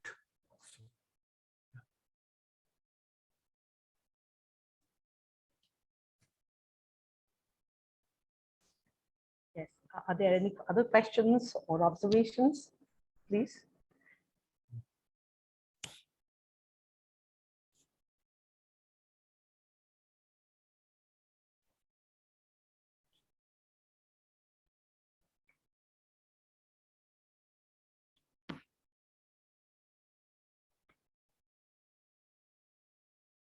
Something I would like to add to the last point. Like recently, I came across a book. A friend gifted it to me. Can Monsters Speak? So where the person, you may have come across, it is recently now translated into English also, written originally in French. So a person who has undergone sex change is actually using the report to academy structure to talk about the journey. That crossing a certain threshold where you can no longer access your previous configuration, but you don't even reach any end or destination either. You're kind of suspended in this liminal limbo-like space. So the structure of report to academy is used very powerfully, and it was delivered as a speech to psychoanalytic association, like a critique of the dominant tendency, not the Ljubljana school. Ljubljana school is entirely the critical side of it, but the dominant tendency of psychoanalysis today, particularly in France, approaches this whole question of sex in a very identitarian manner, sexual identity in terms of compartmentalized, where there is a celebration of diversity in a liberal sense, but there is no deeper thinking about what is sex in a more fundamental, foundational sort of sense. So that's a very powerful mobilization of report to academia, I felt, in some sense, which this text does. It also draws upon Spivak's essay, Can Subalterns Speak, and kind of fuses that also. So yeah. Yeah, that was precisely the idea, you know. I mean, even Spivak says, I mean, the subaltern, can the subaltern speak? And she says, no. Yeah. I mean, if they spoke, then they would not remain subaltern. And that's precisely perhaps what no, the second here. Response is that, can you hear it? Ah, okay. As in, yeah. Whether your hearing capacities are equipped to actually take that speech, the intensity of that speech. The intelligibility is a different thing, but the intensity is the crucial question, which remains inseparable from the intelligibility part of it, the grammar part of it, which is the twisting of the tongues or the utterances. So it can be interpreted both ways, that if they were to speak, they will not remain subaltern, very analogous to Ankur's earlier thing about that the moment there is utterance, there is an archive, history, and so on. But it's actually the other way around, that whether your existing discourses have a capacity to take this blow, this hole in the fabric of knowledge. So in a sense, the capacity to take the truth of it. So it could be seen both ways. I mean, it's open-ended. I completely agree that for Spivak, it's open-ended.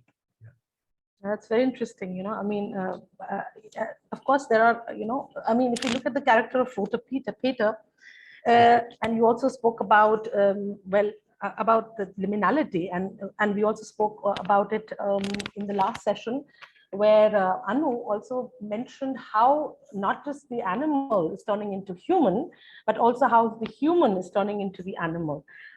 We talked about, well, becoming inhuman, so to say, right? And we have enough instances within the text here. Within here, we have the sailors, for example, who don't speak at all. We were talking about voice.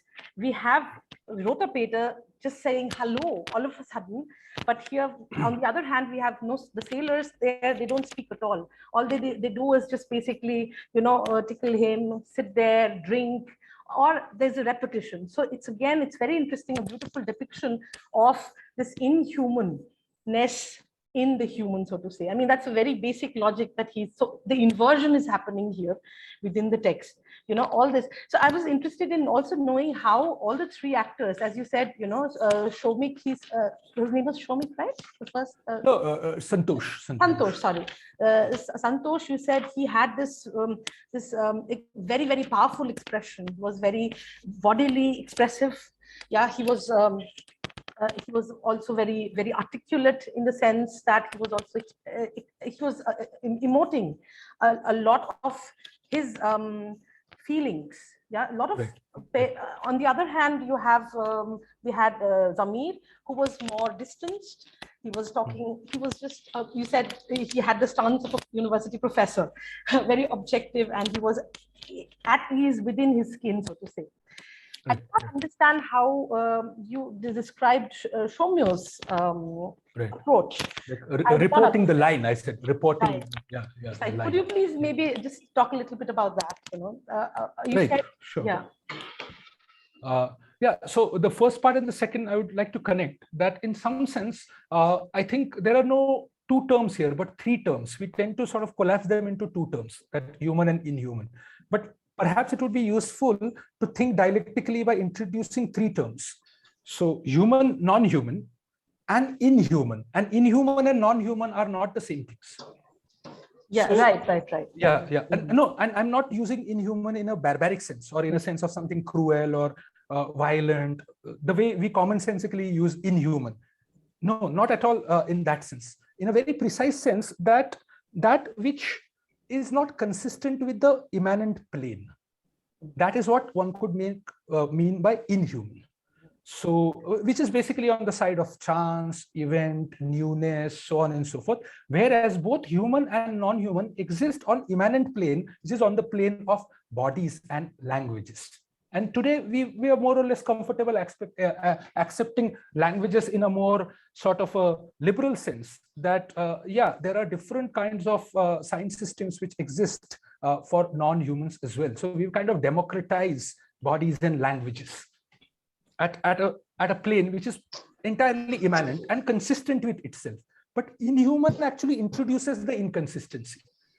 So in the pre-modern period or in the classical period, largely we ascribed this inhumanness, so to say, to divinity, to God, from which Fortuna and any kind of intervention into this world and also creating new destinies. So right from creation to stabilization to destruction, everything is ascribed to the inhuman. So whatever happening on the immanent plane, it was accepted that it was not consistent and that inconsistency was a result of something up there. So inhuman was equated with transcendent. Now, I think, and even language, so which is why the divine origin of language, that language is something we've not invented, the naming power of language and all that you see in Bible also and so on. But in the modern period, we are faced with now two options.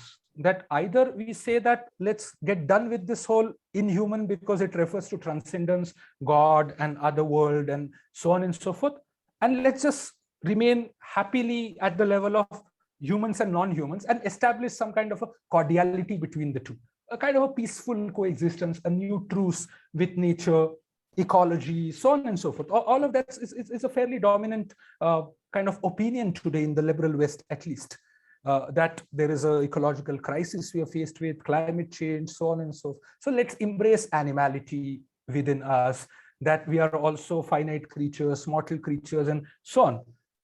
Exactly at that juncture, there is another path which we see being opened up, at least on the political plane since French Revolution, is that no, we can't simply content ourselves with immanence, pure immanence, which is consistent with itself, because that would foreclose any possibility of another world in this world. So the immanence has to be in some sense inconsistized or infinitized, interrupted. Its consistency has to be interrupted. And in some sense, the old political name revolution was interrupting that consistency of the immanent world to open up possibility of another world here and now. So the second approach actually was choosing inconsistency without linking it with transcendence.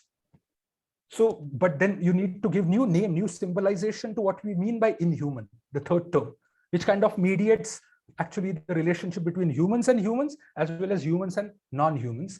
And again, an older name was chosen, Badiou calls it truth. So it's truth is an experience of inhuman, but truth is not transcendent. Truth emerges in this world, but it is not consistent with the laws of this world, the laws of representation and appearance and encyclopedic knowledge of this world and so on. So I think the first kind of a response I would say to this human in non-human problem in Kafka, that the inhuman in arts in Kafka is a certain thought. And Dolar actually says that it is nothing but the problem of voice. That voice is that inconsistency in Kafka. That who is speaking, what is being uttered, can it be made sense of? There is no certitude to it. So with voice, the inhuman is introduced. So the voice in Kafka is neither entirely on the side of human nor entirely on the side of non-human. It is not purely linguistic, which is on the side of meaning, sign system, nor entirely a pure utterance in a sonic sense, in an ecstatic sense, like beyond meaning. So again, we come back to that liminality, that voice actually in Kafka, and that essay, Kafka's Voices, he's tracing actually the voice in various texts, the function of voice, or what he calls voice, because he's constructing voice as an analytical object. He's not just referring to voice as one speaks. Voice as the name of that inconsistency, the object A or object small a. So among the three actors, I felt that in Santosh, the voice actually existed in the ironic short-circuiting, that he's trying to imitate ape while he's telling a story of ape imitating humans. So through that, the voice emerges, or the inconsistency emerges. In case of Zamir, that he's trying to maintain a distance, a calm, composed posture of an academic, and yet while telling a story, he can no longer maintain that distance and something erupts. Erupts in a very unexpected sort of a way. So that's where one could actually locate the voice and the inconsistency. In case of, I think, Shomusar, something very peculiar happens is that he actually holds on to the voice as much as he can, which is to kind of give duration to this inconsistency, stretch this inconsistency. So it is not the ironic reversal in case of Santosh or in case of the sudden eruption in case of Zamir. It is actually continuously voicing Red Peter, which is almost reporting or walking on that line. So in his case, I think the entire body is put into the service of voicing. So it's not a vocal cord or a sonic oral kind of a thing that voices, but his being becomes a voice, becomes an inconsistency, a creature like inconsistency. So that I felt is something where each of them were in their own ways trying to give form to the inhuman in Kafka, which is not non-human, because it is the short-circuiting of human and non-human that produces inhuman in Kafka, which is not reducible to either. So I think perhaps the third term would help us think this relation dialectically, I felt, and each of them presented different variations on this dialectics. Thank you so much. It was very, very interesting and enlightening because, I obviously used the term inhuman to actually say, Sure. yes, it was inhuman in the negative sense. And of course, I'm aware of human and non-human. I mean, the text by Nama Harel is a very, very good text, Kafka's Zoo Poetics, and which Anu also told us about, so, but the point was also, I mean, how there are transitions. We're talking about not just species transitions within species or interspecies transitions. We are talking about, for example, what I wanted to say was greater turning into inhuman in the sense saying, well, we cannot do anything about my brother anymore, though she was the most humane initially. Here, Rota Peter as well is very interestingly, we see him so, I mean, he's talking and we're almost on his side all the time. We empathize with him as the audience, but all of a sudden there's a time where he talks about the chimpanzee. He talks about the she chimpanzee who he has a sexual relation with. And he says, her gaze of madness, I mean, the gaze, the madness of bewildered trained animal, he sees that in her eyes, and he cannot bear it. I recognize it and I cannot bear it, So this is a kind of a very abusive relation that he's basically got into. And secondly, also, I mean, he's turned into the oppressor all of a sudden. He's no more just the oppressed or the poor ape or Hagenbeck, the kind of politics that Germany is seeing Hamburg, that scene that we have in mind. And all of a sudden, what has happened, becoming human, is it really all that positive? Is it really evolution? So that was also my point. Basically. Absolutely. No, I completely agree. And in fact, like a playful anecdote that in rehearsals and as well as in performances, what Santosh and Zamir used to do was something very parallel, that whenever the chimpanzee reference would come, so Zamir would go and kind of start caressing Santosh, or Santosh would go and start being caressed by Zamir. In the rehearsal space and in theater space, what they would do, they would start approaching the audience and someone in the audience would be referred to as the chimpanzee. And it would create a laughter. It would actually take away the brutality, the kind of operation you're talking about. So I felt that the formal decision on the part of Soumyavrata Chaudhary was not at all to actually bridge the line separating the audience and him as a performer.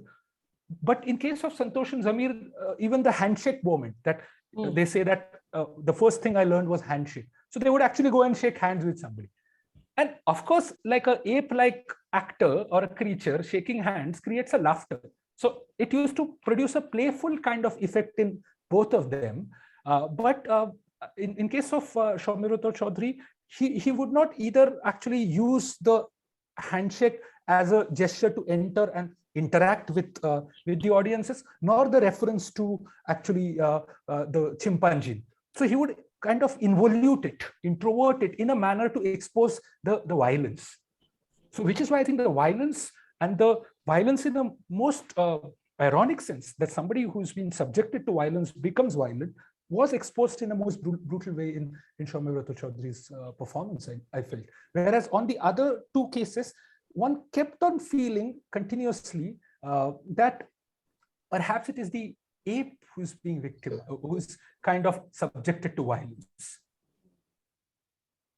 In a certain sense, a very subtle victimization of the ape by humans to make humans feel bad what they are doing to animals, how they're mistreating them, and so on. So a larger, and this is my understanding, it may not be true for everyone, and even Santosh and Zamir may not agree, but I always had the feeling that for them, they would want to create a certain empathy for Red Peter. Whereas in case of Soumyavrata Chaudhary's performance, the Red Peter cannot be empathized with. Red Peter is too monstrous, and monstrous in a very Derridan sense, that which appears before you, which should not have appeared. So it is not a demonstration, but monstration. That unmediated appearance of something which is scary.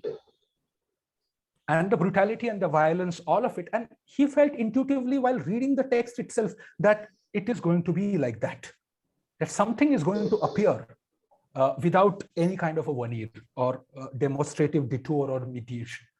So that is where I felt the whole question of violence is actually dealt very differently by these three different actors. And one more, I think you earlier said about this trick of things and the translation part.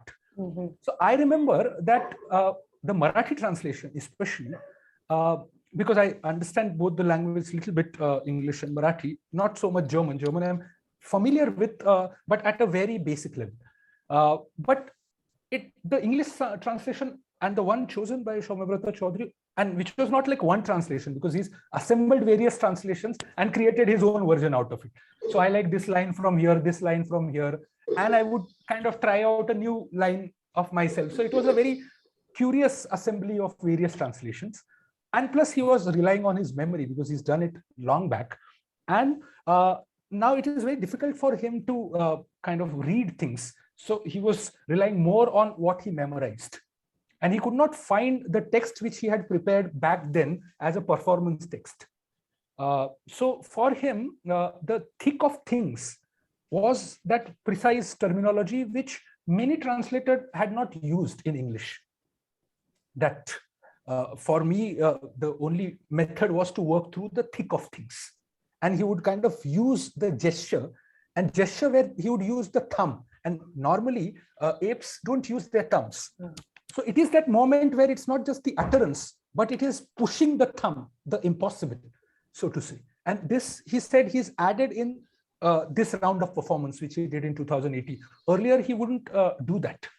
So in between, he saw lots of videos of apes, because back then he had only visited certain zoos in Delhi. But in between, Shomik, I think, showed him various videos.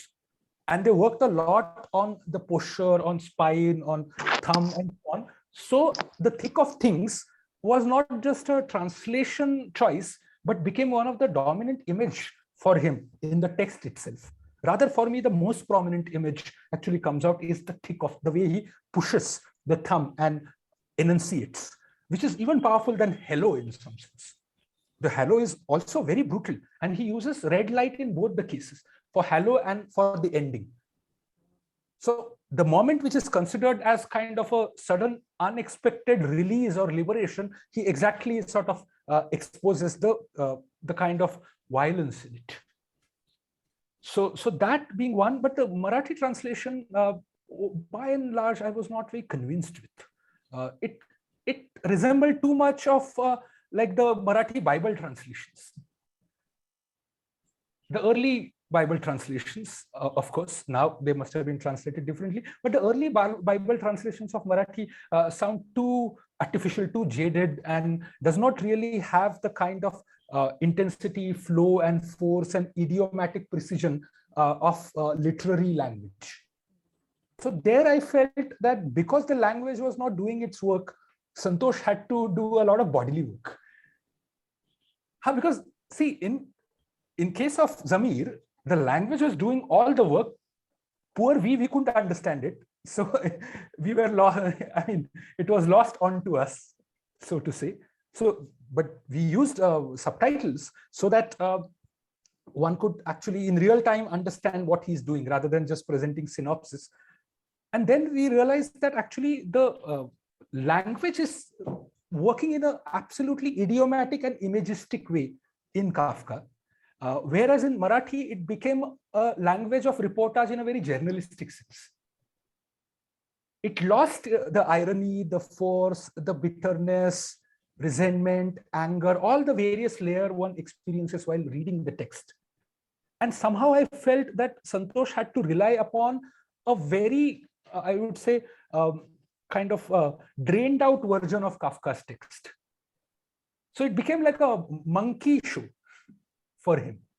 The way he understood it, that it was almost like how to impersonate monkey in a most playful, agile, and virtuosic manner.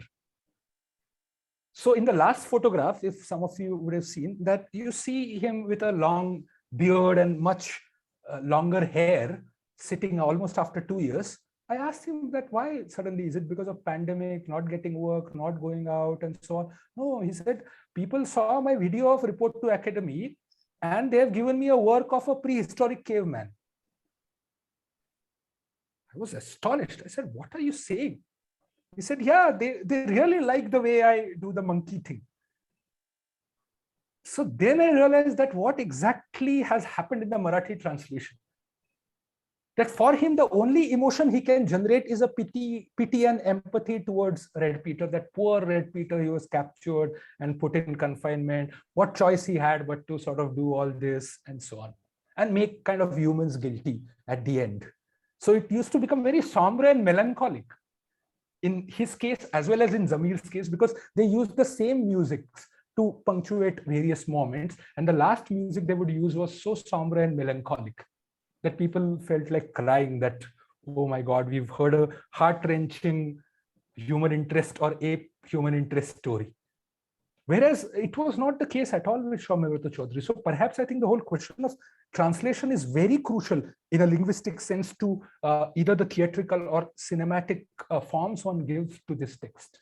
So I realized it much later while looking at and comparing their approaches, which is not at all to hierarchize anything. So which is one or good or one or bad. We've tried to avoid that as much as possible in composing the film. That we've tried to maintain a certain kind of a distance from each of their registers. And we would want to compose a unified text by drawing upon each of them. So just to see that how it triggers different thinking about the animal-man oscillation, that a simultaneous trajectory is about it. So something like that. Yeah, so I'm looking at the time, and yes, so thank you so much, VAIBHAV. Yeah. It was such an engaging discussion and such a new perspective, and I mean, a lot of food for thought for many of us. And I'm really looking forward to watching the movie. Yes, of course. The documentary that you have in the film. Yeah. Let's not call it a movie, let's call it a film. Yeah, okay. And thank you so much for joining us today. Thank you so much. In fact, it would be great that if we could show it with at least Soumyavrata Chaudhuri, because he happens to be in Delhi. So at some point, if we can sort of see it together with him, and then perhaps he can answer these questions, which he today humbly refused to. But you did actually answer on his behalf, and so wonderfully. Thank you so much. And I think he gave you the authority. And I totally respect his decision not to answer my question, but that means that I'm going to invite him again. And I'm not going to leave. Yeah, that's a trick. So there is reason for, I mean, I'm looking forward to another interaction with all of you, Zamir and Shamik. No, I keep forgetting. Santosh, sorry, Santosh. Shamik was there, but Shamik was there as a part of Shomusa's team, as in he was doing the lights and music arrangement along with SHRUTI and Anubhuti and others. So they were doing backstage for him. Yeah. Thank you so much. Thank you so much. So I end this session now, and we meet now on the 5th of May next. So yeah, please join us again for another very intriguing discussion on opacity and imagination in Kafka's work. That will be delivered by Professor Rajendra Dingle. So thank you so much. Thank you once again, Shruti. Thank you.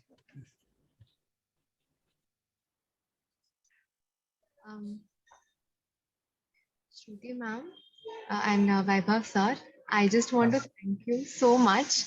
I had once attended Zamir sir's theater, and I did not understand a word, to be honest, because I was I was actually at A1 level in German, but I was very excited, and that's where I understood that yes, theater is something that can improve with German, but I never knew that I would get such a wonderful chance to listen to you, listen about Zamir sir from you, and this very interesting experiment that you have done, and a film out of it. Oh my God, it's really unbelievable for me. I am very much interested in theaters myself, and when you talked about improvisation, I was very happy, because